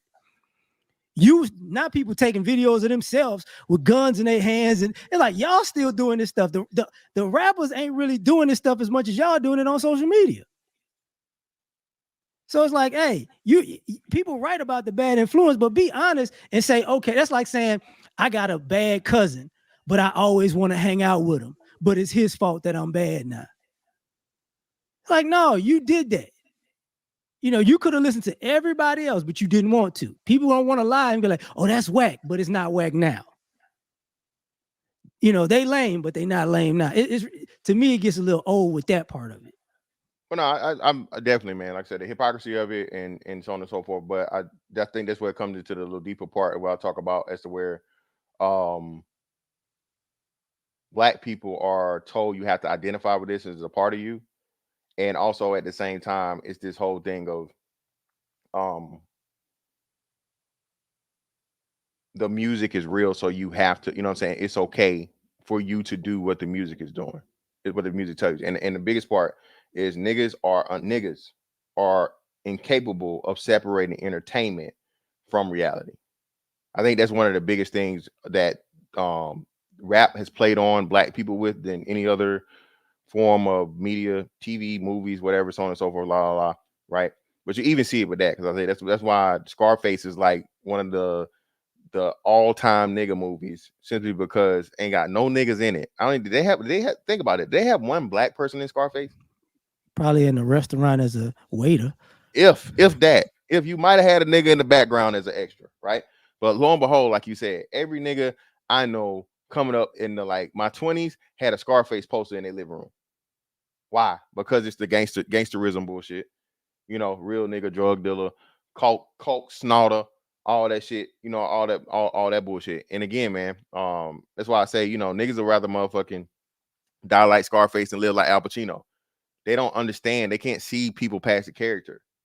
you know. So when these rappers get on, put these personas on there, and they tell you, yeah, man, nigga, I really got bodies, nigga, I really did this, I really did that. Rick Ross lied, get caught in a lie. This nigga still talking about all the dope and shit he was slanging and the trips he was making with motherfucking, you know, the Colombian cartel when this nigga was a CO. You like see one of the things about I would say younger hip hop fans that they don't remember because they wasn't around. In the 90s, that killed people's career when they found out you was perpetrating a fraud.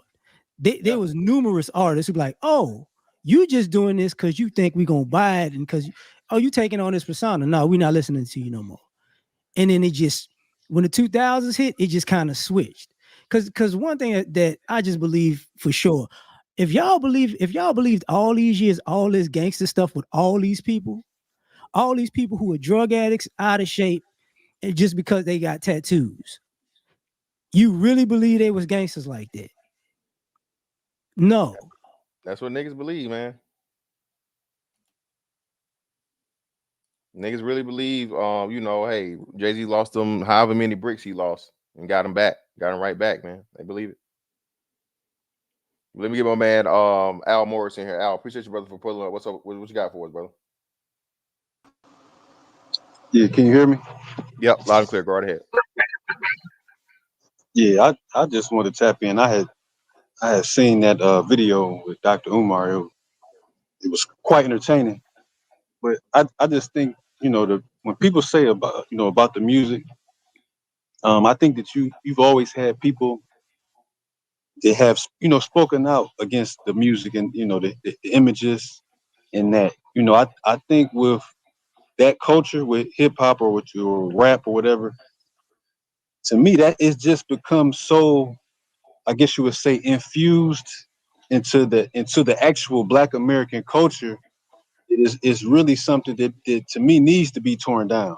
I mean, when people sit up here and act as if 30 years of this music has not affected the overall foundation of the Black American culture in regards to morals, values, ethics, principles, and these different type of things, you crazy as hell. I mean, we've never been this collectively reprobate and carnal as a people. I mean, even when the dope game was at its heights, we still weren't as carnal and as confused and as reprobated and as demonic a community and culture as we are. And I think that if we had somebody that was to come, that would be the first thing that would be torn down is rap and hip hop and that type of stuff. Because now, like Dr. Umar said, it's full tilt. 304 prostitute rap. What's the gentleman's in Philadelphia and in Chicago? The murder Drill. rap, drill murder, murder rap. What's the people that having multiple bodies, and it's like, come on, bro, like I don't care what nobody say, we've never been like this, we've never been this deep down and carnal, and not only that, now we have put this image out before the world. We have put this that has become the face of us, but then people turn around and wonder why these other groups look at us like we're trash when, okay, look at what the face of your culture is. Look at the face of your culture. Look at who's up front before the world representing you. It's reprobates, it's carnal people. So I just think that, like, okay, I'm not gonna lie. I was, when what was that Trap in the Kitchen? When Gucci had did that, I knew every word. I was into that when I was young, into all of that. Jeezy, I remember all Trapper that came out. I was in the club and all, but it's like now that you kind of have woken up and read and you kind of understand, it's like, bro, this is something that it's an idol now. And like Dr. Umar said, that the music, it really now is more important than the culture or what it was. So it's like that's something that it needs to be over. At this point, is just full tilt into ignorance, full tilt into something that is so demonic that it's not salvageable. It's nothing of a constructive value that you can get from the music anymore. And like he said, since they won't correct it, it just needs to be destroyed. Because it is what it is, bro. It's twofold. And I'll be done with this. It's twofold. Not only is it lowering our morals and values and making us more reprobate and destroyed internally. But now it is broadcasting our filth and our degeneracy and our image as savages before the world. You know what I'm saying? So I'll just leave it at that. I appreciate you, bro. And let me say this, right? So again, I don't. Music is still entertainment, right? Just like, you know, hey, you got horror movies, you got suspense movies, you got sci-fi, you got, you know, you got gangster movies, everything, right? The issue, the biggest issue we suffer from, again, is not being able to separate that reality from the entertainment part. So again, I it's no problem in you listening to whoever, right? As long as you didn't go out there and try to emulate that shit, and like shout out to LAR, and you tried to blame them for the dumb shit you chose to do because you listened to the music. You know, I listen to 3 6 Mafia, so now I'm Snow Powder. No, nigga, you want to Snow Powder anyway? That's your motherfucking that's your excuse. You feel me? So that's what I'm saying. Consuming entertainment, be it rap, be it movies, TV, so on and so forth, responsibly. I have no issue, no problem with that. That's always going to happen. But like what we've been sold, unlike any other culture, like you said, this is our essence, this is our existence, this is the truth, this is what you have to be, especially for the men, and even now coming up with the women, this is what you have to be respected in our community. That's the big issue. I said it's fantastic. Like in wrestling in the 80s, call it kayfabe, when they wanted to maintain a character of a wrestler. And they said, you can't be traveling with the guy you just got in the ring with early because we don't want people to know you and him are best friends.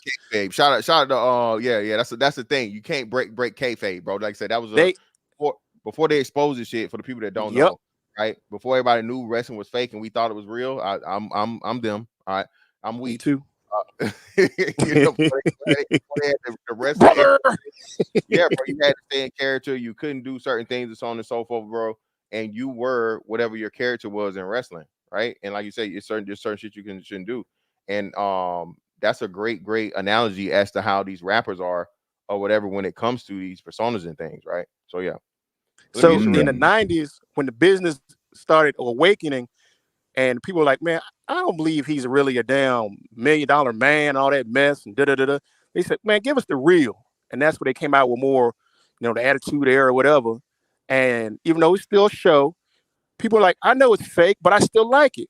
I'm a 20-some-year-old man by now. I'm not 12 or 11 years old in the 80s. I'm a 25-year-old man in the 90s or early 2000s, but I still like it because it's entertainment. Rap music, for some reason, we know 21 Savage is from England. We know he ain't really, so, he even admitted himself to a certain degree. It's like a character. He came up with a character. And when he first blew on the scene, everybody's like, damn, who's this dude? Do. And then when you did his research, you realize, wait a minute, this dude ain't really from the damn United States. But you like his character, his songs, how he come on. He ain't doing that shit. He ain't doing that mess. Bro, hold on, man. Look, real rap. Literally, real rap. Hold on, Mr. Fantastic. You already look like you combed your hair with firecrackers this morning. Give me a second. Bro, you don't do that. You don't never throw yourself now. Oh, here we go. All right. Welcome, by the way. Hey, how you doing, guys? Yeah. All right. Hey, hold on. You can't jump the line, bro. We got Sherelle in here. Let me get Sherelle in here, then we'll come to you. Sherelle, it's on you. Hey, everybody. What's up? Yeah, how y'all doing? Okay. What I would say is he have a point there. I think that hip-hop culture turned into just degenerate culture, right? And it's not saying that in a perfect world we're gonna ever just be able to get rid of all of the degeneracy, but it is problematic if we all screaming that this is not the majority of Black people, but this is who we have representing us on a global stage. Like, I don't understand how the masses of us are okay with these people embarrassing us. Like, glorifying, deleting each other, beef, whole culture, all of the shit that they glorifying, like, that shit is embarrassing. Because it's so hard for us to try to defend that Black people are more than this. But so if y'all are more than this, why y'all letting these people represent us? Why y'all let them people represent y'all? Why y'all have these entertainers and things sitting there? But I think a lot of times what we do with politics, right, where we say, oh, I'm a Democrat, I'm a Republican, and then you have to realize them niggas is the two sides of the same coin. I think the same way about Umar. Umar is one of these conscious niggas selling hope like preachers that he's not even about his people more than he's about himself. Yeah, but Because hold if you've on. been, I mean, Hold on, Sherelle. Are you from the South? I'm wait, from where let the me talk. all right, I'm baby. not gonna All right, interrupt go ahead. you. So my whole thing is that Umar could be doing, you're supposed to do whatever you can do, but who's actually just telling people to govern themselves? He's another black man making excuses for black women's behavior, want to blame black men for everything. It's not okay for you to sit there. You're not telling black women to stop having babies by anybody, but you're saying that black men need to step up and take care of these fatherless kids, even though you're a man who don't live in a house with his kids yourself. All of this talk about this school, my whole entire thing is you could have homeschooled kids. You could have sold a whole school curriculum. Why didn't you sell a homeschool curriculum to different people so that they can do it? You want to be a savior. I have a problem with these people. It's not saying that nobody can't say nothing right. Everybody can say something right. But some of these conscious niggas, they talking out of full ego. They want to be the one that saves their people. They want credit for saving their people. Then teach people how to fish. Thought we was talking about hip Like hop. teach people how to fish. So it's like this whole concept of him trying to say hip hop is the problem. All y'all niggas is the problem. Listen, the hold problem on. too. There we Oh go. my There we go. God. Let me get this. Yo, let me get this. Look, a lot of You people understand what I'm saying, Fantastic? listen. Yeah. Hold on, some dude. Let me say this and then I'll Alright. throw it to you. So no, Sherelle, I agree. And some dude, I don't know where you came in, but we were addressing him too, and saying and Sherelle was speaking to what I was speaking to. Again, the perfect message can't be given by a flawed person. Umar Johnson, everything he's saying is 1,000% correct. The players and the people that Yeah. want to, you know what I'm saying, be on the other side. Well, nigga, where the school at?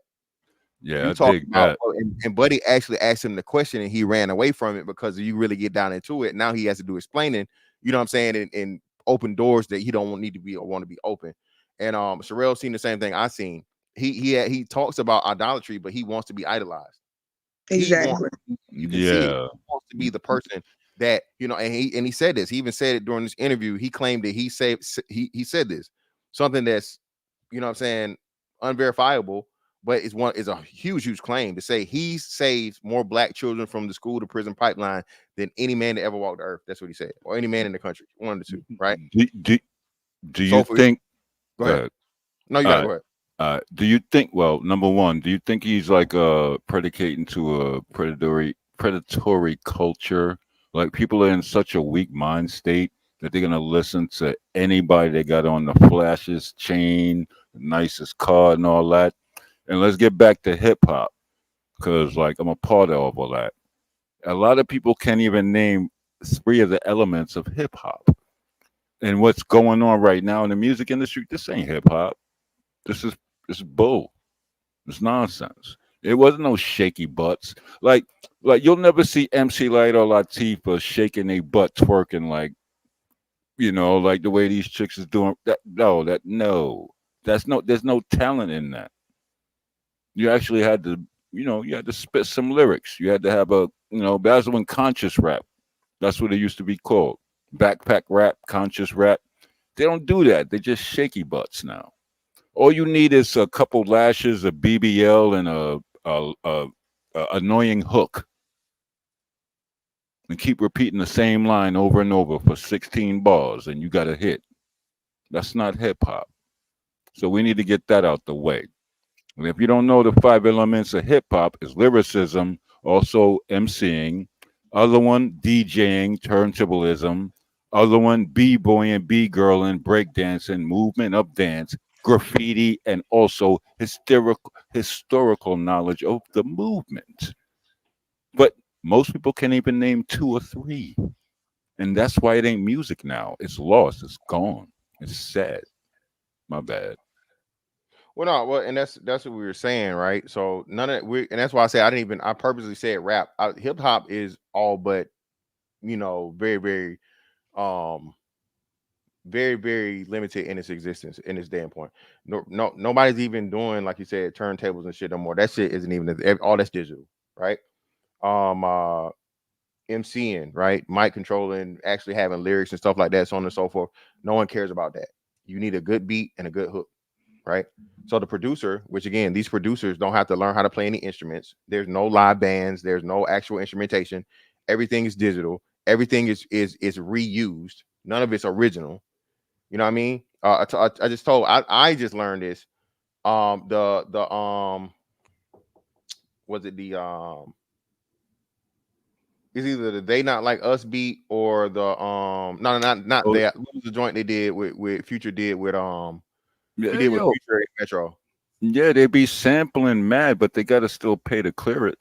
Yeah, well, but what I'm saying, I'm talking about the originality and the talent that you're speaking to. So again, you had to have the talent to be able to do those things. Oh yeah, yo, back in the days, like man, when it like people, if you give two people some MK2s or MK3s and two records and be like, all right, find the break beat and then keep that going between the two records. You got two records, pitch control and all that, and keep that break beat going. Spin it, make it blend, spin it, make it blend, go back and forth. You know what I mean? But now it's just samples and digital. You can type something in AI and you can make a beat. There's no talent no more. Let him get go ahead, LAR. It's on you, brother. There's a few things I'm gonna be quick about it though. One, it's not hip hop and rap that's the issue right now. It's really songwriting. People can't write songs, and people aren't smart enough to find good songs to listen to. Okay, there you go. So that's one thing. The thing with Umar being a hypocrite, that's true. I think the only issue with that is in the black community and with the hip hop or the rap argument is this. The problem is we let hypocrites who are degenerate, if they make money, be hypocrites, and we give them pats on the back. Is Umar a flawed individual? Yeah, but if I told you, yeah, man, look, I used to sell kilos, man. I put up stats, 20 kilos, 10 pounds of weed, 4 bodies, 2 setups a week. But now I'm good because I got money. People go, well, you could be influential now. That's the bigger issue at sometimes, because if I'm a degenerate who made good, it's all right. Yeah, but why is that glamorized now? Well, that goes back to what we were saying, and that, like I said, that goes back to the overall understanding of and the status of black community in the blackness. You have to have that criminal aspect that LAR is talking about to be respected. That gives you automatic clout. That gives you automatic respect. That gives you automatic, real niggaism, right? So you're at the top of the food chain where you can criticize any and everybody, and no matter what your past was or however many people that you hurt along the way, because you have the nigga crown. Yeah, but I mean, it's such a bad path that music is going on right now because there's no talent involved. It's just all over sexualized. Or it's like, I'm gonna get this, I'm gonna shoot you, I'm gonna kill you, I'm gonna get your ops, I'm gonna roll up. Like, come on, that ain't music. Some do. You know what's crazy? And that's what I'm saying now. And that's why I said one of the major parts that Umar purposely didn't talk about. Umar didn't mention the females not one time, not once, purposely. Oh, because yeah. right now, today, like currently, females are doing far more damage. Okay, the amount of time that you say the black men did to the black male image in the 40, 50 years of the existence of of hip hop, or rap. Horrible, right? But just think over the last 3 years that Meg Thee Stallion, Suki Hana, Sexy Red, Ice Spice, Lotto, Nicki Minaj, there you go. These characters, bro, like you said, I can't hear a woman rap without mentioning her pussy, and I don't know how. Didn't this dude just try to this guy on the screen, what Umar, whatever? Wasn't he trying to like roll up on Suki Hanya, the nastiest chick in the industry? Yeah, that's his. Yeah, Suki. Yeah, that's his girl now. You gonna hold black men that is accountable, disgusting. But in hip hop and all of that accountable, but then you get around Sukiana, you acting like a fan. That's what I'm telling you. I'm not no fan. These people, that's a disgrace. What are you, sir? Yeah, let her go. Go ahead, Sherelle. What I'm trying to say is like, because what he was just saying, like, we gonna let Jay-Z get away with it, but then not let Umar get it. No, none of these niggas need to be getting away with it. All of these niggas is selling hope. All these niggas is selling dreams. It's the same. It's the difference. It's no difference from the dude who's selling drugs on the street and the people in Big Pharma. Everybody trying to sell you something to put themselves on top. And then they may throw you a little bit of change or give you a little bit of their knowledge. That's the point about that. They give you a little bit of knowledge or give you a little bit of throwbacks to the fact is they know that, oh, it don't matter because the damage that I'm causing is way but deeper. It's Sherelle, way to bigger than even I'm gonna ever be able to Sherelle, make. Sherelle, to even perceive But that as come on. knowledge is idiocracy. How do you even perceive that as knowledge? Like what they putting out right now, that's damaging. But people are bigging it up, waving your hand, yes, girl moments, all that. And it's a bad trend right now. Like you can't deny it. Like, come on, let's be real. This One of ain't the music biggest, no more.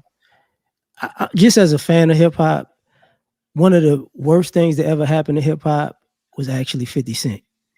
Because he killed. Hell no. No. Just hear me out. He really killed the gangster image because it had to actually come with a real backstory. Oh yeah. Well, See what I'm saying? yeah. All right, you got that. So what winds up happening is it's hard for these guys to keep. People take them serious, but they don't really take them that serious. You get what I'm saying? Like, and what I mean, even by the thug part of it, until he really came out, these dudes didn't work out. Yo, these dudes never. So yeah, you got that. So even when it comes to the street part of it, a lot of people don't want to live in reality because, in all honesty, most street cats you knew, the vast majority of them, they wasn't good in school. They wasn't aggressive enough to play football. They wasn't aggressive enough to play basketball. They didn't wrestle and they didn't fight. I beg to differ. The vast majority. I ain't talking about the outliers. Yeah, the vast majority, bro. Yeah, they weren't doing no extracurriculars, man. The dope boys, the game bangers. Yeah. Oh yeah, I get it. That was their only outlet. I get it. It wasn't just their only outlet. They tried. Numerous guys got knocked out playing football and quit. Numerous guys got elbowed on the basketball court and quit because they wanted to fight. Numerous guys got whipped up in a boxing ring or a wrestling mat and just quit. Most of those guys they're not actually built for actually aggression man to man. That's not their thing. Nah, hold fast, because like, look, I grew up in Harlem in the Bronx.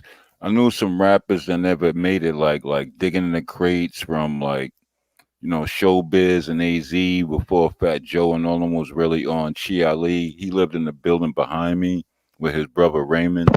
Like I grew up around a lot of wild cats. Drug dealer cats, like all the real hustlers, Willie Burgers in Harlem. Seen Alpo. I used to ride with it. Man, y'all ain't even gonna tell you stories. I probably wouldn't believe it. But yeah, but that was culture, but it was more culture. Like, we used to pull up and we see people doing graph, like my people from, I don't know if you know, like the TAT crew and all that. They did the murals on the Cross Bronx for when Big Pun died and all that. That's Tat's crew, Bio and Brim. Yeah, you should know. You could look it up if you want to verify it. But that's an element of hip hop. It was like graffiti, style, street art. And Bio, one of the best graffiti artists, he was a freaking kindergarten teacher. I'm going to say it this way. 90 to 99% of the people you knew who were gangsters, if they didn't have a gun on them or somebody to come set you up and you just walked up on them and they didn't have nothing on them, you'd probably be like, yeah, I could take them. Yeah, pretty much. Yeah, you're right. So that's what I mean. These guys aren't actually built like that. But like you're saying, hey, that motherfucking, hey, that strap changed everything. And like you said, that we don't even LAR, like you said, bro. It's not even and that's why I say it's such false, manhood and masculinity to the point of where, bro, ain't nobody even fighting no more. Ain't no one-on-ones. You know what I'm saying? Even if it is a physical fight, more likely than not, you go get jumped. It's their team versus you, right? And then ultimately, like you said, the first fucking option is the pistol. That's the first option. So I mean, just that, like you said, the violence over nothing. You know what I mean? And those motherfuckers looking for trouble. They looking for, smoke because they know they got the upper hand. They feel like they got the upper hand because they strapped. You know what I'm saying? And unless you in like, a very, very friendly gun state and you just own that type time, most people aren't prepared. You know what I'm saying? Yeah, true. Most law-abiding citizens don't everyday carry. And yo, real rap fantastic. You know what it is? Like you see a lot of these little young cats and all that. They real tough, pants hanging all the way down to their knees. They real tough. I'm gonna pull up and blast you. They be putting it on social media and all that. You know what happens when you don't got that gun and you get locked up? You a bitch. Yeah. Let me play a little bit more of this, and then we'll get Miles and Ray Min out of here. Let me play a little bit more of this. What's it? We are $2 trillion people. There's Why no we way, can't have our own? Dr. Umar. Why hasn't Dr. hip-hop Umar, done more independent? there's no way you can continue to keep moving the goalposts like this. There's no way we can. moving the There's no goalposts. way What we you can. talking about? There's no way we can You're keep not talking about. answering the question. There's no way we can keep talking about PTSD the way you describe it, and then say, "Oh well, you know, they can't." You have to acknowledge let me tell you what every the problem is. racist You know what the problem entry is? into this country. You are one of those hip hoppers who would rather. This is what you know. You're one of them. Y'all going to defend hip hop.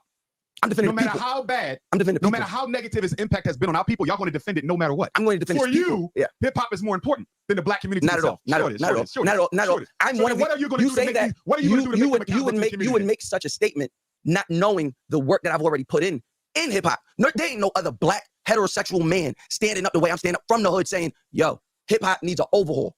Hip hop needs a Me Too. Niggas need to be held accountable for the egregious crimes and ways they've held perpetuated against women." Let me ask you a question. Hip hop has done more, in my opinion, than any other single institution or system to destroy the public image of black men in America over the past 40 years. That shit right there is a bar. Nothing. Not the actual individual actions, not fucking OJ, not fucking the DC sniper, not, you know, the Pookies and Ray Rays getting locked up, not gang banging, not the fucking Watts riots, none of that shit. You hear me? Listen, Yo. rap shit, bro. Again, as to where you go and motherfuckers is you know, you Biggie Smalls, huh? Tupac, huh? That's how, again, that and again it goes to, like, you know, how music travels, right? Music is the music soothes the soul, as they say, right? Tames the savage beast. So you got to think. I'll never forget this interview that Snoop Dogg was doing. Snoop Dogg said, this was in the 90s too, when you know, at the height of him and Dr. Dre, so on and so forth, he said he went over to fucking either China or Japan, one of the two, either or. He said he went there, bro. You know, there in those countries, bro, they have sold out stadiums for fucking you know, concerts and shit, right? He said, bro, the people sung every last song he performed word for word, perfect English, okay, perfect English, all right. But as soon as he stepped off stage, he tried to talk to somebody about some shit. Hey, konnichiwa, motherfucker. No idea. That shows you the power of music. Where again, like, because again, it's just sound, right? So you don't give a fuck if I listen to enough motherfucking go to a Mexican run and listen to, you know, enough fucking Mexican music. I can just repeat the sounds I'm hearing, have no idea what the fuck I'm saying. But again, music in itself is repetition, right? So to understand how powerful that is, right? And then, like you said, the understanding the imagery behind it, that's another big thing too that changed everything, bro. The music video, listening and saying it is one thing, right? But then having the motherfucking video where the shootouts is happening and niggas is actually motherfucking serving crack and shit, like, yeah, man, that's just, you know, that's just like 1,000-fold. But go ahead. Yo, elaborate on that. You know what's crazy? It's like, you know, break dancing and all that. You know, some of the best breakers. I'm not talking about that chick Ray Gun. I don't know how she got in the Olympics. That was I don't know what's going on with that.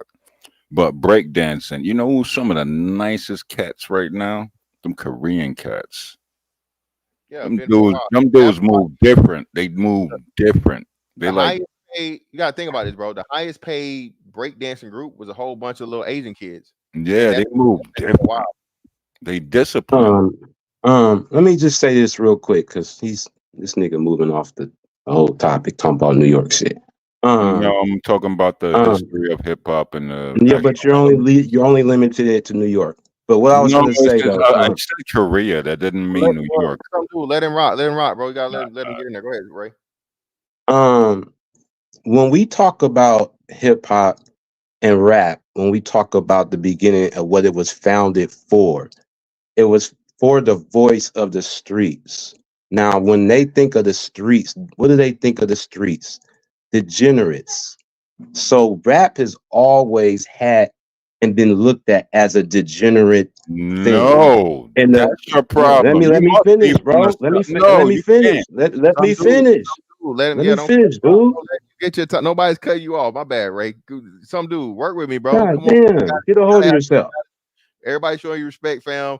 We want the thing to flow, and it's not just the people on the panel, man. People in the chat get a little, when you do that. So we're gonna give you your turn, brother. We definitely let you get your way. So go ahead, Ray. Sorry about that, brother. Go right ahead.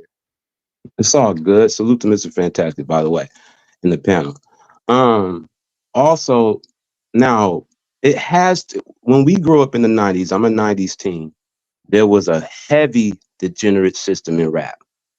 Okay. Where it was gangster rap. You get what I'm saying? That was the degenerates, right?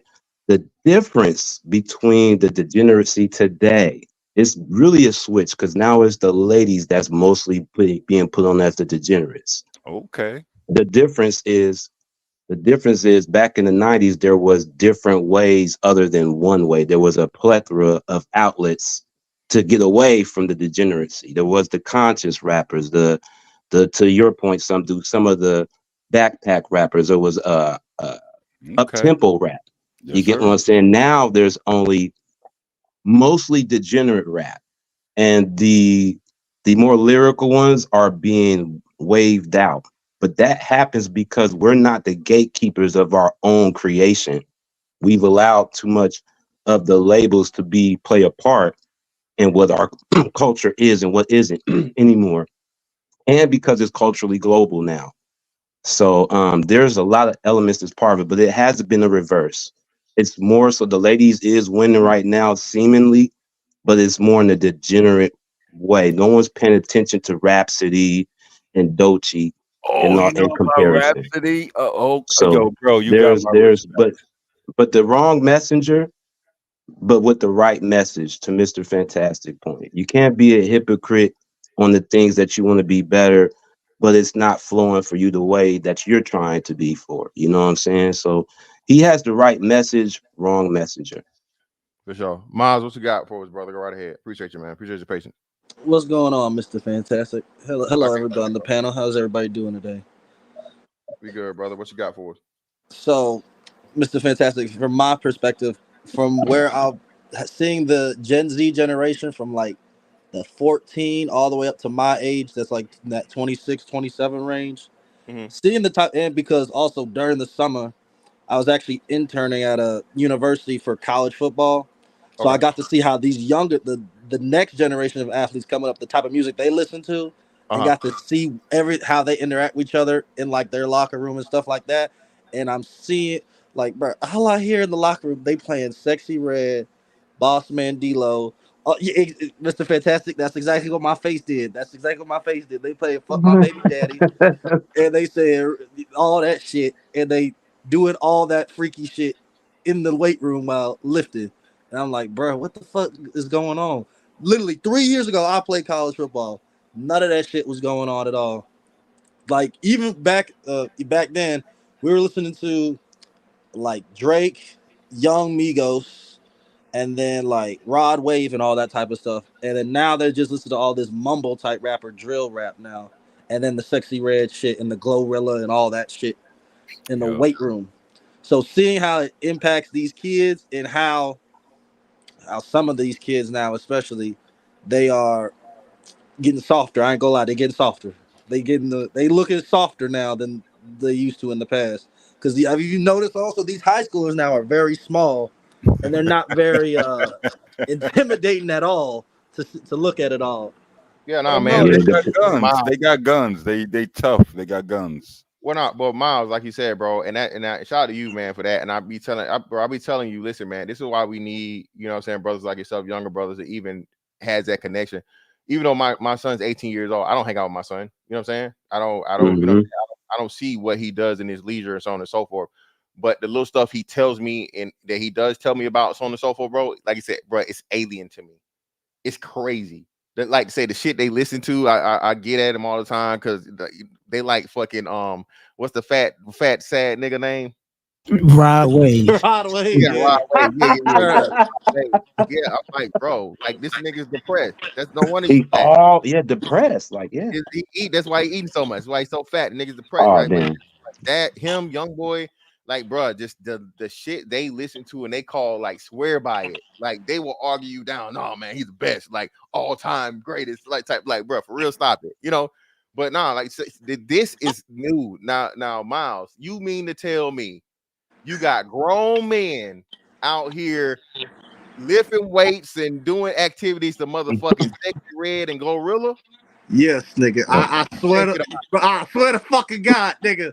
I literally, it's literally, because you all know why I know this too? Because I literally had to do, I did the playlist for the football team because I was at the University of Wisconsin working with them as an intern for their strength and conditioning program. So I was doing like their workout like playlist and all that type of stuff when they got to do the morning workout, then do the actual practice. So doing all that, they have that in during the practice time and during the lift time. I'm like, what the fuck? And they got sometimes that shit playing in the locker room. And then see how these niggas interact. These niggas be getting giddy as shit when that shit come on. I'll be like, bro, what the fuck is y'all doing, bro? Yo, man, we Just used for to the listen. record. Hey, yo, Just we for the used record. to listen to Niggas Mob in the Deep nigga and all hole. that. Throw your ass down the nigga hole. Just for the record, that's why there'll doing never be another Ray Lewis. Okay? There'll never be another Ray Lewis because of that locker room music. You'll never get a Pittsburgh defense now because of that locker room music. Just for the record. Crazy, bro. That is crazy. Yeah, just real quick, let me see. What's your name, love? Sharice? Is it Sharice or Charisse? What's up with you, love? You actually got it right the first time. Salute you, because most people get it wrong. Okay. What you got for us? So I called in because I'm kind of gonna piggy off what the guy just was talking about. Because I'm 30, so I don't look like it, but I'm 30 and I have an 11-year-old son and a 9-year-old daughter. So I grew up listening to a lot of like R&B music, so I know a lot of the old heads that most people won't even think about. I know about all of them because I love some, old school music. So it was like in the early 2000s is when music truly declined. Like that's when it really went from, okay, we got all these artists that singing, dancing, to next thing we know is thug life, is murder life. And he's so right. The younger generation, I feel bad for them because they don't even get to see like real music. So all they get to see is degenerate music and they think it's cool. So when he was saying that they doing it in the locker room, he ain't lying. They all out there listening to all this nonsense and they think it's cool, they think they good, but in reality, they doomed. Y'all made me realize something just now. You know what actually happened in the 2000s up to now? Older parents and grandparents, aunts and uncles didn't have control over the music. Yep. Because the vast majority of us, we listen to a wide array of music because they had us listening to Motown, gospel music, jazz, even different hip hop artists. But when I think about it, it's like, man, even an R&B artist that was good in the 2000s that still make good music. Kids wasn't allowed to just listen to degenerate music all the time. Hey, yo, Law, hold on. Let me ask you a question. Do you think today's age, is this really music? No. Yeah, no. Hold up. Yes, it's music. Let me ask you this question. Is the worst team in the NBA still a team? Right. Just because it's horrible don't mean it's not music. It's bad music. Still music. Yeah. Bad though. Bad music, and like you said, it tunes into like all of the negative, low vibrational bullshit. You know what I'm saying? Like you said, 99 percentile. Shout out to Sharice, like she said, right? You go back even to I'll say mid 2010s or like 2010s before it really, really got out of hand. That's when I just had to turn everything off, right? You still had R&B. R&B still existed up until like 2010s, right? Or they don't even R&B no more. Yes. It was no more. 2015. 2015 is when R&B was probably got to the peak. And then after 2015, everything just went down. Yeah, so like, and then after that, you had everybody became a singer rapper. Chris Brown became a singer rapper. Also, you had this migration of where everything just into rap. So that's why I say it's not even a conversation about hip hop. And then, like I said, I understand the roots of it, but I would beg to say, bro, or challenge the notion that hip hop really exists on any type of major scale, because like you said, hip hop was it required so much more. It required skill, it required talent, it required hard work, it required all these things, it required connections.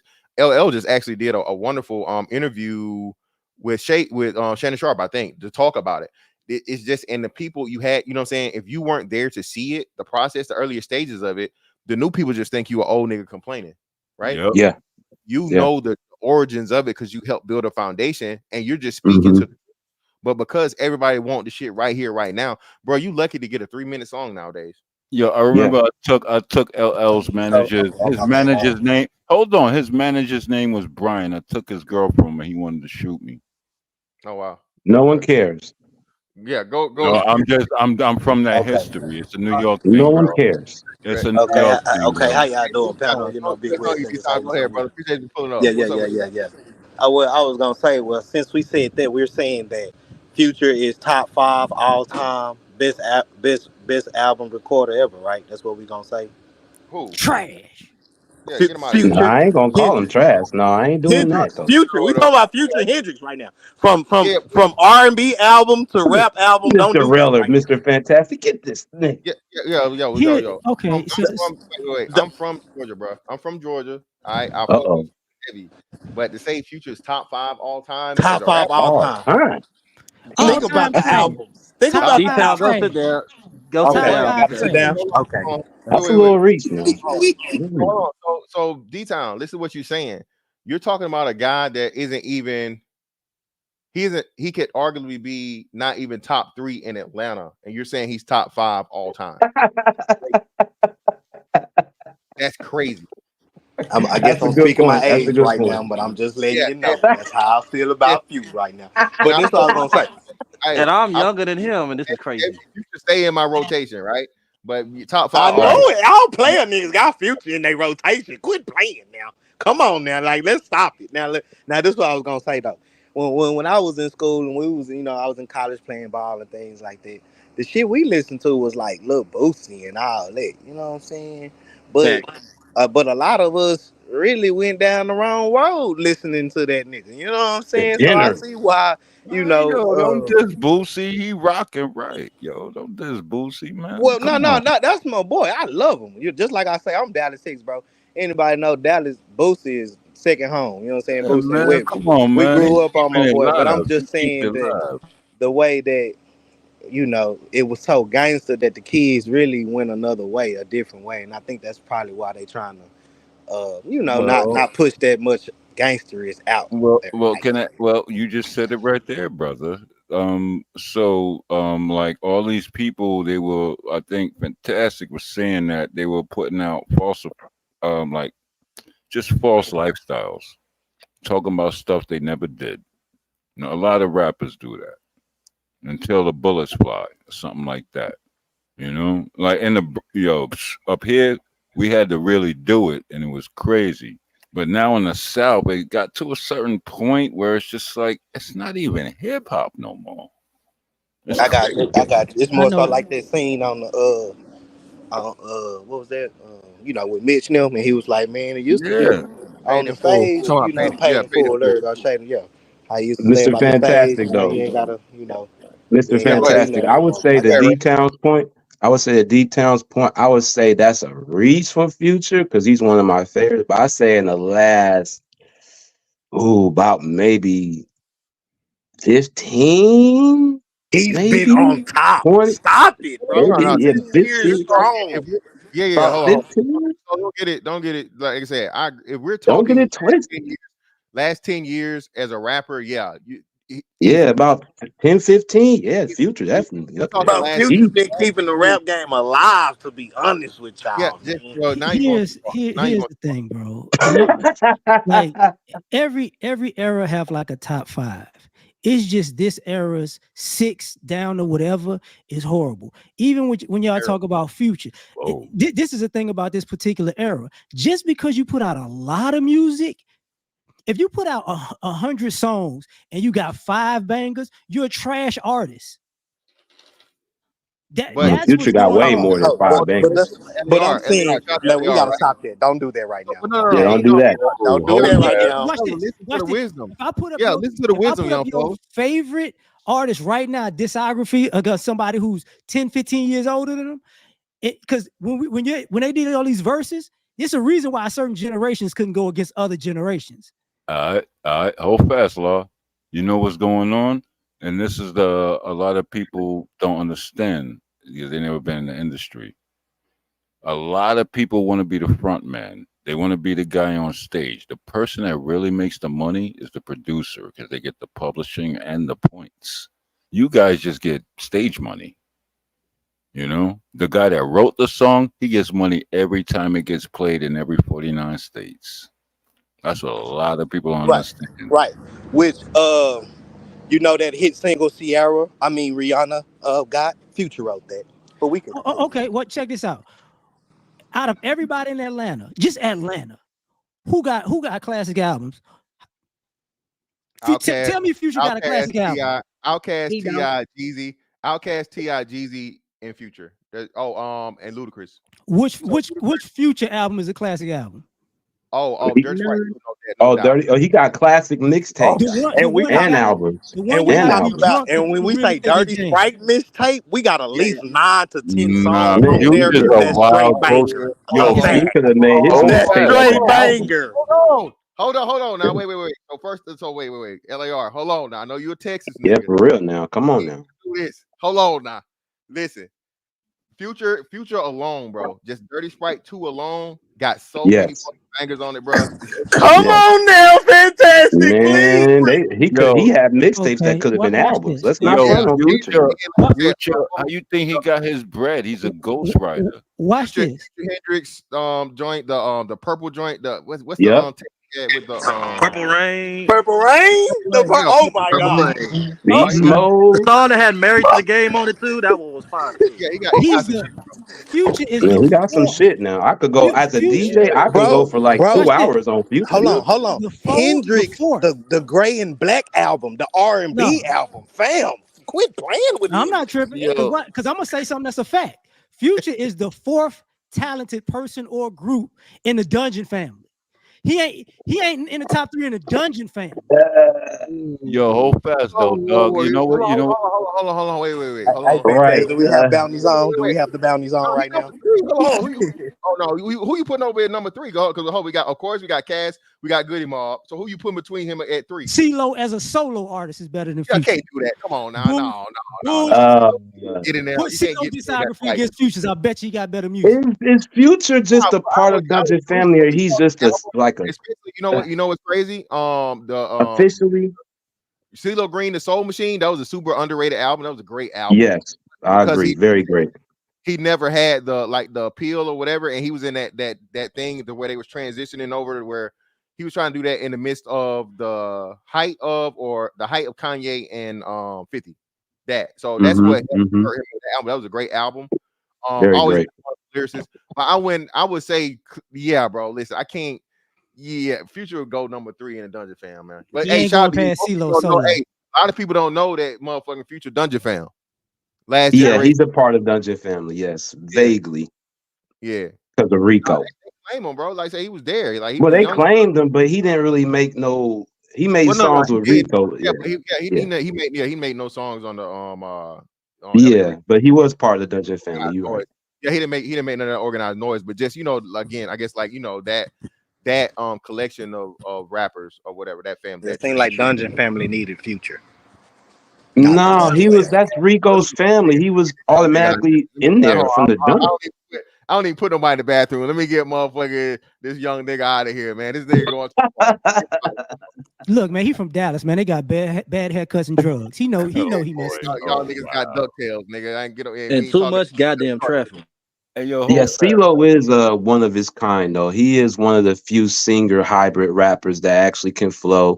If you didn't know all the Goody Mob albums, how he comes, you just gotta know his first album is very underrated. If you know, you know. So CeeLo is a marksman in the Atlanta hip hop musical scene.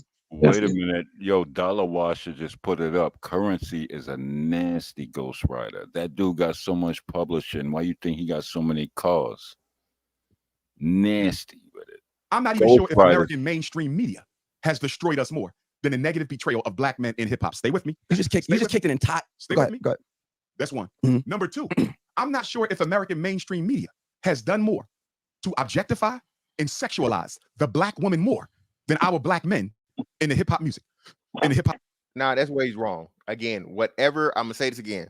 Whatever sexual objectification, whatever misogyny black men did all those years before, black women have motherfucking not only caught up to, but eclipsed it ×2 the last 5 years. I don't want to hear it. Rock music has skimpy women. I don't want to hear black men be blamed for the over sexualization of black women in music now, and that's all they do. My pussy, my pussy, my pussy. You eating man ass, eating man ass, eating man ass. That's it. The first time a bitch say that one time, and that erases at least 10 years. Yeah. Oh my God. I don't want to hear it. I ain't trying to hear that. And this is why I say again, the flawed messenger. Umar's refusal, absolute refusal to hold black women accountable and to tell black women, hey, stop popping your pussy everywhere. Yeah. Stop leading with your pussy and then fucking blaming niggas for wanting it. Yeah, get some talent. Get some freaking talent. Everything out, and it's the man fault because he want to fuck and you act like you trying to fuck. Yeah, shaking their butt everywhere, but you got no talent. There is one woman that do be Ayala. She be saying that though to women though. She'll say that shit to women though, but she don't get enough credit for it when she do though. She'll say that to black women all the time. Yeah, y'all had to lay it down when she started doing that. Ray Midnight when she started criticizing the women, bro. She had to lay that shit down, bro. Yeah. Hey, Lil Kim times 1,000. Listen, bro. A lot of these young niggas don't even know, bro. Nicki Minaj recreated the fucking Lil Kim album cover pose. She did the squat pose. That was you know what I'm saying? So Nicki's actually nice though. Nicki's actually nice. As far as what? What you mean? No, she actually writes and she can spit. She's actually she's on a I'm not saying she's not a lyricist. When it comes to lyricism, she's one of the very few and few far in between the females ever. But what I'm saying is still, even with her, it was extremely, sex this, sex that, pussy. Oh yeah, she took the fantastic. Yeah, she took the shaky butt route. She took the shaky butt route. Yeah, that was soft she's compared one of the first women to start the BBL trend on majorly too. So she made Yes. the BBL trend big and accessible for black women also. So like I said, any of the work that black men did, I'm not denying they didn't have some type of negative things. Even though I would say, listen, these women were willing participants. Okay. Yes. Niggas didn't go out here and say, bitch, get in the video. No, motherfucker. Let me ask you this, fantastic. Let me ask y'all this. Let me ask the whole panel this. Let me ask my OGs this. Do y'all think women are truly their natures is like, and I'm saying majority. I understand some women don't get like that, but majority of women, their nature is to really be a hoe. Do y'all just think that? Well, And since mankind, we the ones that stopped it from her because of of course we want to make sure that that's our lineage and our babies. I understand all that, but I'm saying, do you think in their nature it is just they want to just fuck on? They just want to fuck. I'm gonna say this. I'm gonna say it like this. The analogy you can use for a good woman is good soil ground. You can't grow a lot of good stuff out of something that's tainted and toxic. Cadillac Records, the movie Ray. You saw the characters of Gabrielle Union and Kerry Washington. They played the ideal woman, right? And what happened to them? Their men would cheat on them with, like you just mentioned, the hoe, the good time girl. Because guys like to have a piece of candy every once in a while, but they don't want to stay with that girl because they know at the end she's not going to be there to raise your child properly. She's not going to be there to take care of you when you're sick. She's only going to go through your wallet when you're asleep at night and take your $100 out. She's going to be the type to cheat on you in the back room with somebody else while she's thinking you dead drunk in bed. So most men want a good woman like those characters I just named because they know they fulfill them. You want your child, if you do have children and you procreate, to come from women like that. The reason why a lot of men don't get married, and this is the idealistic thing about men, we have discernment inside ourselves. We talk about women with intuition. Men know when they had, unfortunately, mistakenly procreated with a hoe, a woman of not much value. They got caught up down below and wanted to get that brownie, so to speak. Like you get a TV dinner, you really don't want to eat that. You don't really want to eat the pie, the chicken pot pie. You just want that brownie in the corner of that damn TV dinner. You know, you don't care about the value, the substance. Eat that goddamn TV dinner quick just to get to the You want brownie. that. You want that candy. You want that candy. You eat And the apple later on, pie you're like, first. God damn, I gotta eat this pie. No. You don't want that Pie shit. first. I'm finna just tell y'all the truth. Y'all niggas just Umar. Y'all talk all that righteous shit and y'all be looking for a hoe, and now you trying to act like you want a hoe. When you're young, you get over 35 or 30, you realize that shit don't matter no more. It's just like this hip hop argument. When you go down the rabbit hole and you want hoe shit, and then when the hoe shit is hoe shit, don't turn around and act like a victim. That go for the men and the women. Don't get righteous after you leave the strip club and you got an STD. I don't want to hear it. Hey, yo, Hey, Law, fantastic. That's crazy. Hey, yo, hold fast, yo, Law. Let me ask you a question. Hold fast, brother. Hold on, nigga. I'm this moment. Come on now. Can you hear me? Fantastic. Am I good? Yeah, go ahead, JC. No, I was just saying. I'm in here trying to catch on what y'all was saying. Y'all done moved the motherfucking conversation too goddamn far now. Y'all talking about hoes and all kind of shit. I gotta catch back up with you.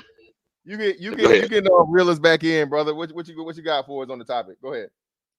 Yeah, I just wanted to see if you guys, because you guys were talking about Future, and I think that D-Town talking about Future was the best of all time. Now you know that was D-Town. Now come on now. You know how young D-Town is too. He was on them perks today. Yeah, that's what it was. Yeah, that's what it was. That was straight stupid. But yeah, I was thinking the same thing, fantastic, when it came down to Umar, man. It's like he was on point, man, but he's not the one to deliver that. He's not the one, and I've seen what you guys seen also, where it's like, hold on, bro, you riding hard on these dudes, pause. But when it came down to the women, you barely said anything about that shit. Yep. He didn't say a goddamn thing, and because they were saying the strongest artists right now, rappers right now, they were calling dudes out. And I don't know why people still be on this NWA bullshit. That should be that baffles the fuck out of me, man. And I think they give Ice Cube too much flack, considering if you see, I follow Cube, and when he left NWA, he wasn't even on that gangster shit no more. Matter of fact, that's when he started to go towards the whole Islamic shit. When he started actually going into the whole propaganda, getting people out of the propaganda bullshit. So when people put that much emphasis on Ice Cube when he was with NWA, if you guys ain't really never heard NWA shit, like the nigga that was actually in the forefront was Eazy-E. That's the nigga that was in the forefront. When you got fuck the police and all of that, if you listen to the fucking lyrics, they wasn't all that fucking gangster, bro. It wasn't really all that gangster. Dope Man probably was the most gangster shit they had. But if you listen to Eazy-E shit, that nigga got a song on B&E's, robbing banks.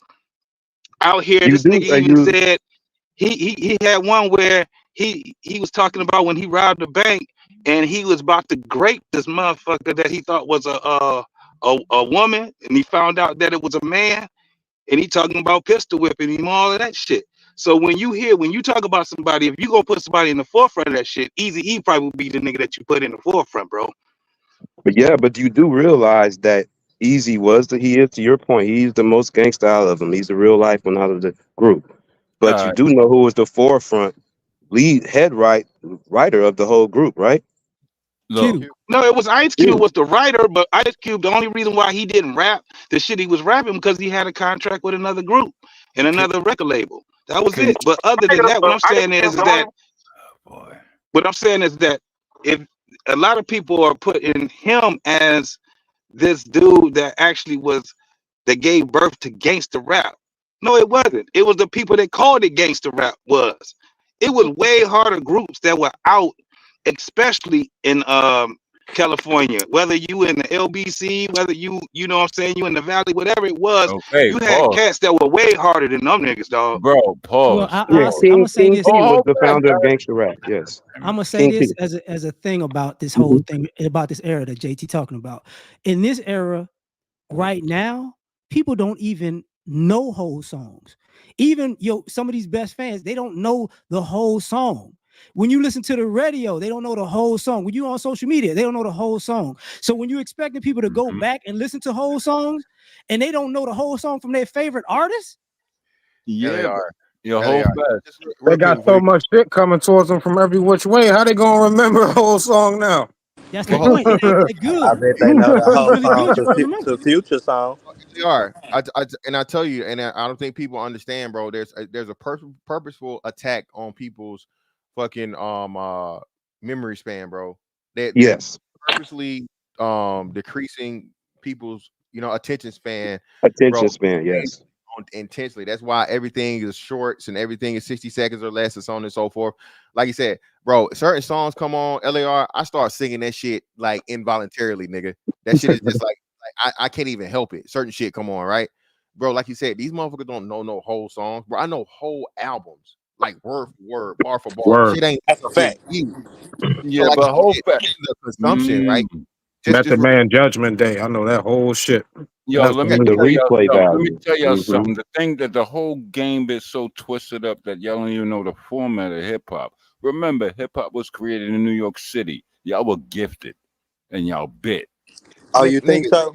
Last Who time Yeah, we last know time cares? I checked, it Relax. so. was country rap tunes, baby. Jesus, Damn, Last nigga, relax. time no I one checked, cares. y'all Yeah, just really no, got to it. it's the foundation. It Yeah, is the Last We time I checked, foundation. We're it know. not was taking that country away rap from We you. tunes, know. baby. We're talk not about taking All that right, away cool. from All you at right, all. cool. Don't jump don't me, care bro. about the All basement right, right now. cool. All right, Long cool. wise, go ahead. It's on Look, you, fam. we all hip hop tethers now. You know that's what he said. Yeah, Hold on. What you say, we know Fantastic? What you birthplace say, of hip Go ahead, hop Fantastic? is New go York, nigga. Damn. ahead. Go ahead. Long Shit, wise, go nigga. ahead, man.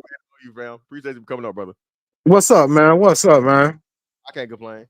Where I see it's some good shit being talked about hip hop and there's some bad shit being talked about hip hop at the same damn time. That's for sure. I don't know who putting Future as their top 5, but they need to really do some reconsidering. You know what I mean? They need to go back some decades. Yeah, that was very bad. You're a young nigga. Word. That's what it's looking like. No shame, no shame, no shame. Yeah. But nah, man. Yeah, just overall, like you said, man, the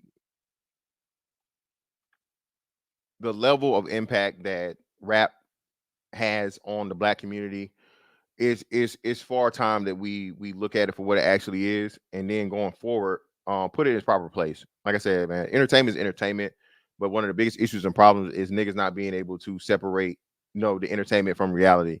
Bro, just because motherfuckers talk about popping perks and drinking lean and all this other shit and so on and so forth, bro, don't mean you gotta do that shit. No Okay? kind of discernment whatsoever. Yeah. The music is being consumed by people, bro, that don't know how to healthily consume media. And like y'all said, man, to the point of where attention spans and things like that, and so on and so forth, it's only getting worse.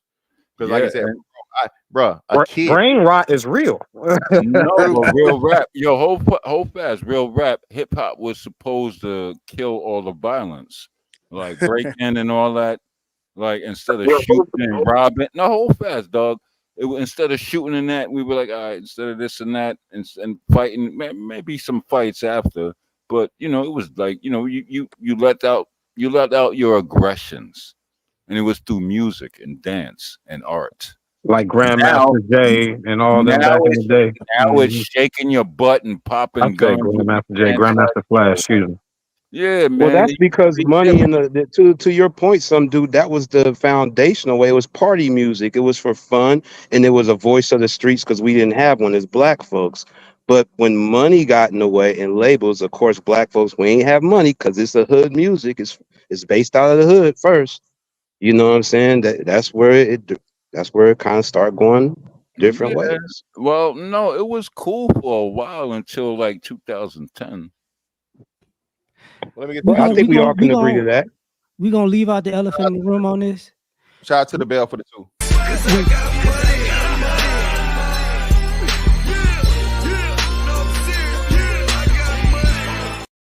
Black people produce entertainment and death. Appreciate you, brother. Shout out to Ed Unchanged for the 2. Appreciate you.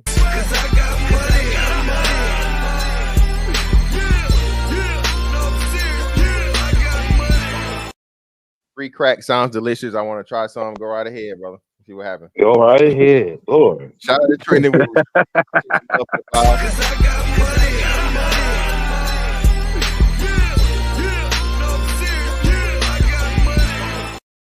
They get mad when the drug dealers shoot up the club and make all these babies, and then at the same time they want to be the drug dealers. Hey, that's crazy, man. Wow. Shout out to OG for the 5.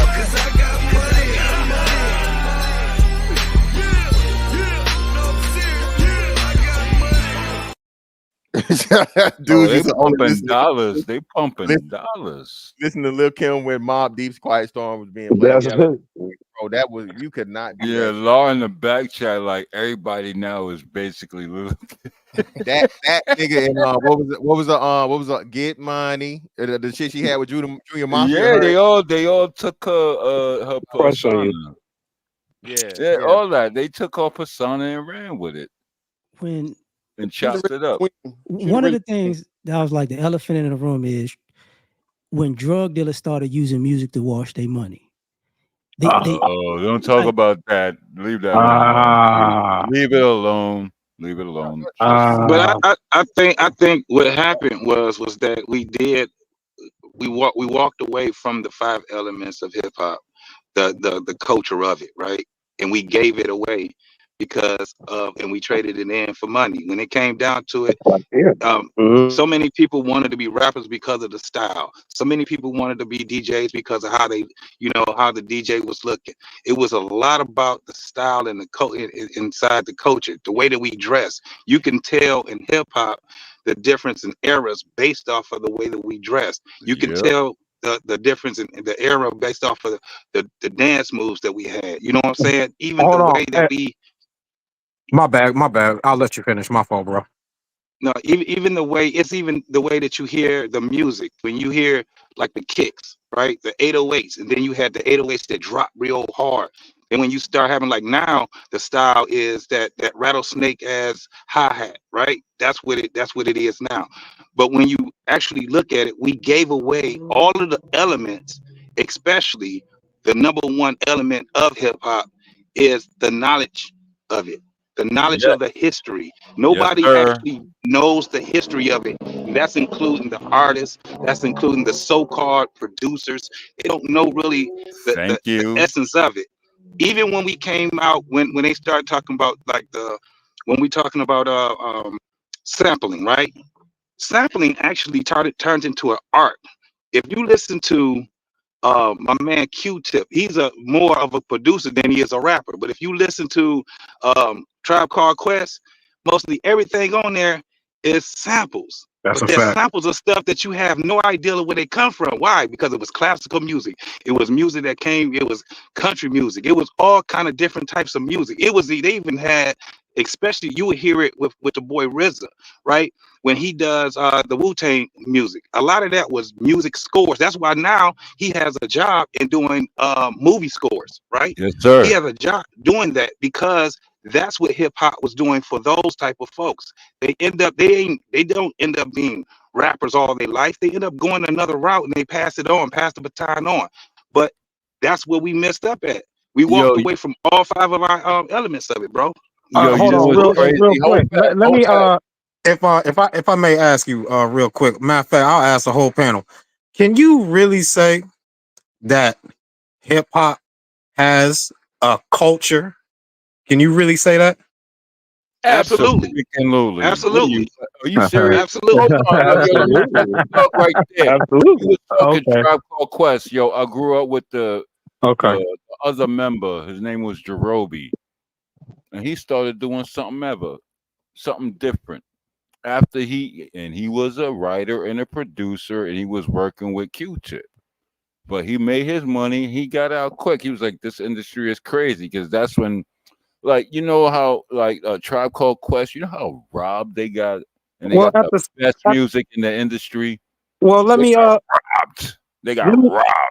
I understand that, and absolutely. But let me ask you, man, like, what can you say a culture consists of? Well, the 5 elements of hip hop, which was the culture was created. No, I'm not talking about the five Yes, elements of hip hop. I'm talking about culture. culture. Oh well, you saying culture is usually to propagate, right? a Yeah, way think a way hard. of life. A way of life Okay, what is for the way of a life and way particular of? group of people or Okay, cool. a land, you know what Got I it. mean? Like not Got it. So I where mean is it like at now? spiritual values, All right. cooking, way of dress, everything that has to do with Cool. that. Hip Cool. hop is not it doesn't reach that like that to be really saying Yeah, to, it's a to really lot. say it's It a culture. absolutely does, I bro. think It a few absolutely does. elements are missing now. That's what's going The on. if you're only basing like a few things missing, what them other than the most of the things you said, which is cultural. So you know what I'm saying. The When we other think few of things culture, I we think said of really is what we makes up a culture. You know what I so mean? you You name can mostly the Mm, things hip hop is mostly, and then a few things that aren't. That's what I'm saying. You named a few things that is mostly the culture of hip hop more than the less of things. Like you said, cooking. But when we think of culture, we think of the style, the wear, the talk, the look, Word. the impact, the influence. You can miss a come on, few man. things, but Come on, most man. things is the culture of hip hop. Like he was saying, Yeah. the elements is part of the culture. You know what I'm saying? The spray painting, the break There dancing, you go. that turned There you into go. an Olympic sport, at least for one time. It's not going to There you happen go. again. There you go, But when midnight. something of a musical form turns into an Olympic sport, that's cultural because now it's worldwide. you know why I ask is because if I can consider it culture, I'm pretending it to some kind of spiritual value. You know what I mean? Like something that can make you ascend in your spirit, something that can make you get closer to The God. music. You know what I The mean? music. The And what music Well, does. in it's all of the music, music yeah. that hip It's hop has music, yeah. produced, and all of the music that hip hop has produced, whether it's mainstream or underground, how much of hip hop do you know of that can really make you ascend in the spirit, that can really bring you closer to God? Well, Man. there's a few rappers that have inspirational songs that became It ain't a hits. whole That's lot been the though. most of them. It ain't a whole lot, and I'm not It's trying to compare it to it's like definitely Christian a whole music or lot, bro. You anything talking like about that. I'm not trying to you compare it okay. to nothing like that. You know what I mean? Like Christian music, that's that's something entirely different. I'm talking like real spiritual value when it comes to that. You know, like you can sit Yeah, and meditate off the shit.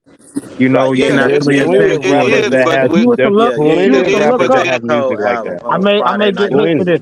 I may get hate for this. If you was to look up this the knowledge of sound and you see what classical music has, you see what classical music, you see what the effect it has on the brain, you may think differently. You know what I mean? Like, can I really sit down and listen to this and clear my mind like I'm supposed to and be of sound mind?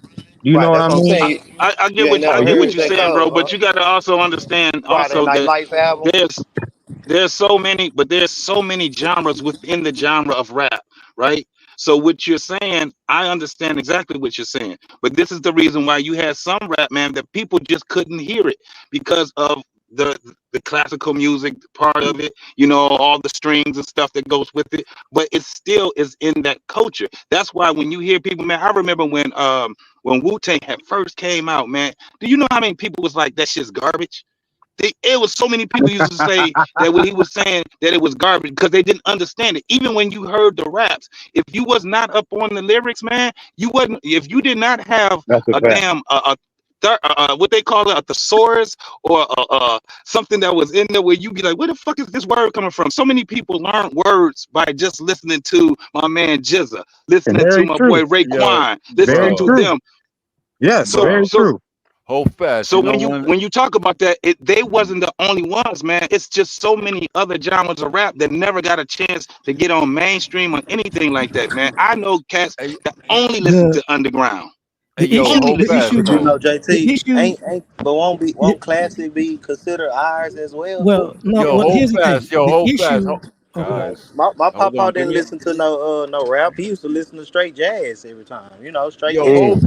hold You know. fast, guys. You Mm. know, yo, hold fast. Growing up, like in the industry and all that, when I used to be in the entertainment and all that, you know, when I met one of my heroes, like Dougie Fresh, he went to school with my sister.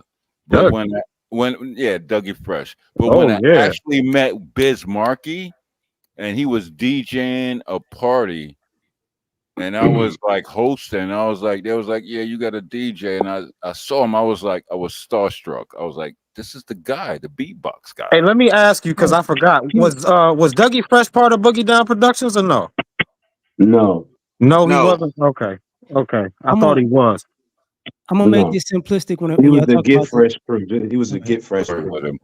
I'm Yeah, gonna, Okay. it was a little more independent. It was different. That was I'm, different.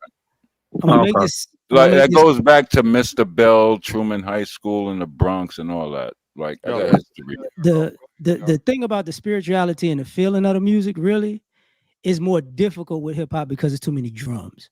Most of the things that you think are spiritual, they have more strings in it and maybe more horns. They don't have as many No, drums. what are you talking about? We Classic. talk about lyricism, beats. Well, Like it was just they spinning just. records. That was the DJ part. All that shit plays a I'm part, talking about the man. feeling of the music. Yeah, it's All still that yeah, shit yeah. plays a part. It is a compound. That's what I'm It's a saying. Like compounded thing. Yeah. part of the feeling. The reason why hip hop is more aggressive because it has more drums than everything else. No, now it's more loops and digital. I'm There's talking no about. I'm real. talking about an There's overall loops sense. and digital and You stupid. talking about bass and shit like that? Yeah, and how heavy it hits. Yeah, Bass, there's no real drums, production 808s, in it. kick, Yeah. whatnot. Yeah, it's no real production now. Bro, hold on, but we're not talking about how it comes out. Some dude, we're talking about still, be it digital, be it loops, be it whatever. It's still the basis of it is the drums / the bass. Again, if you don't got good beats, now that's why that's another big thing too. The every song now is, I would say, at least 75% beat, and then 25% whatever else. Facts. That's a fact. Yeah. That's a fact. Yeah. And there's like what 5% lyrics. It's Yeah, repeat. 75% beat, 20% hook, 20% look and hook, and then 5% lyric. It's been that way. Yeah, it's been that way for a There you while. go. So that's Wow. when that's what I was saying about the rap music dating itself, right? When it dates itself, because that's one of the principles that was in being a MC, was when you can say something that was either witty or it was something that had entendres to it. It was something that had a punch to it. Something where it came down to. That's why in New York, now I gotta say, New York dudes was something different, because even the when you talk about the cadence of something, the cadence, Nas didn't have that cadence that everybody else had in a lot of his songs. They were, because they were, it's how you fit your lyrics in, and how you know your words in, and then you gotta actually ride that beat. Some people stop doing it. Some people stop doing it. So let me say this. that's just one aspect of it. JC, I This had is this argument with, not my argument, but I had this little concern with my daddy about, lyrics and rapping. You get what I'm saying? And to me, bro, and this just could be me, you know what I'm saying? That wasn't really rapping to me, all that hibbity hop shit. Like, I don't feel like that was rapping, bro. Like, now, let me get it out before y'all get on me now. Hold on, man. Now, what I heard now, like, bro, niggas putting shit together now, bro. Bro, the Quit first saying, hip bro, hop record was the y'all Sugar gotta Hill get Gang. off the gas right now. I'm Bro, glad you the said that. first hip hop record was Sugar Hill I Gang. got it. Trust me. Here's the issue in making rap or hip hop music and records. Most of the artists who can't write songs, they hide behind the drums. Most of the people who actually can rap, they can rap, and whether it's a lot of drums or a little bit of drums. See, a lot of y'all thinking that somebody jamming because you listening to the beat so hard, you can't tell the person trash. There you go. So we just gonna, hold on. So we gonna just forget about the No Ceilings album from Lil Wayne. Nah, relax. when people drop the Like, come on, what do you say? Relax. Straight bars. Relax. What I'm saying Straight is this. bars. Yo, The relax, whole bro. album. Hey, What I'm saying is this. That stands Fantastic. out You gonna because let it's them rare. jump on me like this now? That stands out because it's Oh, rare. no, we're gonna put you in a chokehold, stupid. No Feelings was dope. You got to give Wayne his credit, man. Yeah, he be saying dumb shit, but you can still give him his credit. Wayne go hard, dog. Lil Wayne go hard. Wait, I don't know about that. Hold on now. Hold on. Just real quick. So hold on. So again, Wayne is one of the very few surviving lyricists. So Yeah, we're not gonna do that about Wayne. Well, Nas is alive. Come on. Wayne is a lyricist. He just don't write good songs. Yeah, he's horrible songs. That's why again, shout out to LAR again. That's why he has better mixtapes and albums. Come on, Method Man is alive. Now, that's facts. That's facts. Dedications, all no ceilings and all that shit. Redman and Raekwon is probably one of the two best, and also Jada Kiss. Ain't no denying Okay, that. that's your opinion, East Coast Ain't no guy. denying that. One of this generation's best. What did That's say a that fact, again? though. When That's we a talking fact, about though. metaphors and I'ma tell you writing a that. song, can nobody So you saying hold Jada no Kiss weight ain't against nice? Scarface? Let's stop it right I'm now. gonna just say You this. saying Let's Jada stop it Kiss right ain't now, nice? y'all. One of this generation's best Oh my songwriters, as far God! as Here rap we goes, go, is guys. actually Big Crit, and the reason he underrated because he writes songs. Yo, fantastic. I give you Big That's Crit. your I opinion, give Been you brother. Crit. underrated I since give he you dropped forever that. and a But all day. Yeah. these I give you guys that y'all forever and a day. naming, bro. All these guys that y'all naming, these guys are good lyricists, man. But what I'm saying Right. is they got different styles. Now, Did y'all look, one of the most underrated dudes that I can tell you right now, and his music is, I mean, his lyrics are just simple. Devin the Dude, that Yes. motherfucker shit be going, Yes. and Since he dropped. Since he He's not dropped. going to be it's counted just as a a different lyricist, style though, that he bro. has. Oh, fast Devin guys. made Did you see? songs though. The shit made Bro, sense all Yeah, the way he's a through. storyteller. He's not a hold on, lyricist per hold se, on, though. Ray. That, Hold that on, is a Ray. lyricist. Look, Hold. what we do in hip hop is And he's funny. we say a I lyricist is a don't know. nigga that make a lot of rhymes that don't make sense. How That's y'all what a gonna lyricist say is now. Jada Kiss Devin is killed never going to be put Jada in that Kiss category, but he do Jada go Kiss hard, though. Jada That's Kiss killed wild you say Dipset that. by himself on stage. Y'all gonna say Jada Kiss ain't nice? Y'all wildin'. Who's saying he ain't nice? Yeah, nobody's saying he's not nice, but Nobody said that. I don't know. I thought I heard it. I'm sorry. no, nobody said Hell no. Man, We're not putting him top two, me though. one I'm not never album putting him Jada top Kiss got two. right now that's gold. Fuck is you What? talking about? Stop it. Bro, Stop have it. you heard that What shit what with is him? it? Have you heard The that shit joint with him the kiss of Here we death? go. and Fab? See, Wait, have you heard that song with him? That mixtape that him and Fab Oh got, yeah, Jason versus Freddie? yeah. You Fabulous is a stop it, ghostwriter. dog. You Cut talking it about out. that joint that was in like 2012, Fabulous, 2011 or something like that? Fabulous It don't wrote a matter when it was. lot of The shit No, people's was I'm songs. going asking. I'm hard. asking. Listen, I'm asking bro. because I think I Fabulous probably was heard it. writing for D-Time, Mariah Carey. hold on, y'all. Let me rock real quick. D-Time, we got some homework for you, young fella. Listen, Uh-oh. go back and D-Block versus motherfucking State Property, Oh, and then come back to us. Yeah, All right, yeah. just that alone. Hold on. Just Yeah. that alone. Okay. We ain't even talking Locks albums. We ain't even talking Jada solo. Fantastic. Watch Look, this. okay, I Watch give this. you this Watch this. fantastic, and I'm gonna Watch go this. do my homework. J. Cole's Friday Night album is better than all them niggas' albums Man, put if you together. don't get your ass That's out a of here, fact. young boy. That's a fact. Watch this. That's a fact. You know I'm what you talking need about to bar do? for bar, He just song being a for disrespectful song. young nigga at this point. He just being a You This disrespectful. nigga notice we trying to haven't said trigger this whole folks. He's time? trying to trigger niggas. That's what he's trying to do. Why don't you tell everybody about Dallas' best rappers? If to Don't be stutter. honest with you, if Let we me see if wouldn't he have never knows. if we wouldn't have never got my boy out the mix because he was doing a little too much in the D, Mo 3 will be running the rap scene right now. On Man, my on mama. that one, man. Listen, hey, brothers. On my mama. Mo 3, yes, sir. Brothers, this Yeah. was a wonderful build. I appreciate you, brothers, for coming along today. D-Town has definitely sent me out with a nice laugh for the day because this nigga just said Mo 3. Hey, rest in peace, brother. But get him out. Listen, man. Hey, I gotta go to this damn boxing gym anyway, as much as I want to. So, Hey, yo, you ain't gonna end the room like that fast, bro. You ain't gonna do that. Nigga, watch me. Nah, I'm nigga. shout out to JC the Nah, Conqueror. nigga, not. Come on.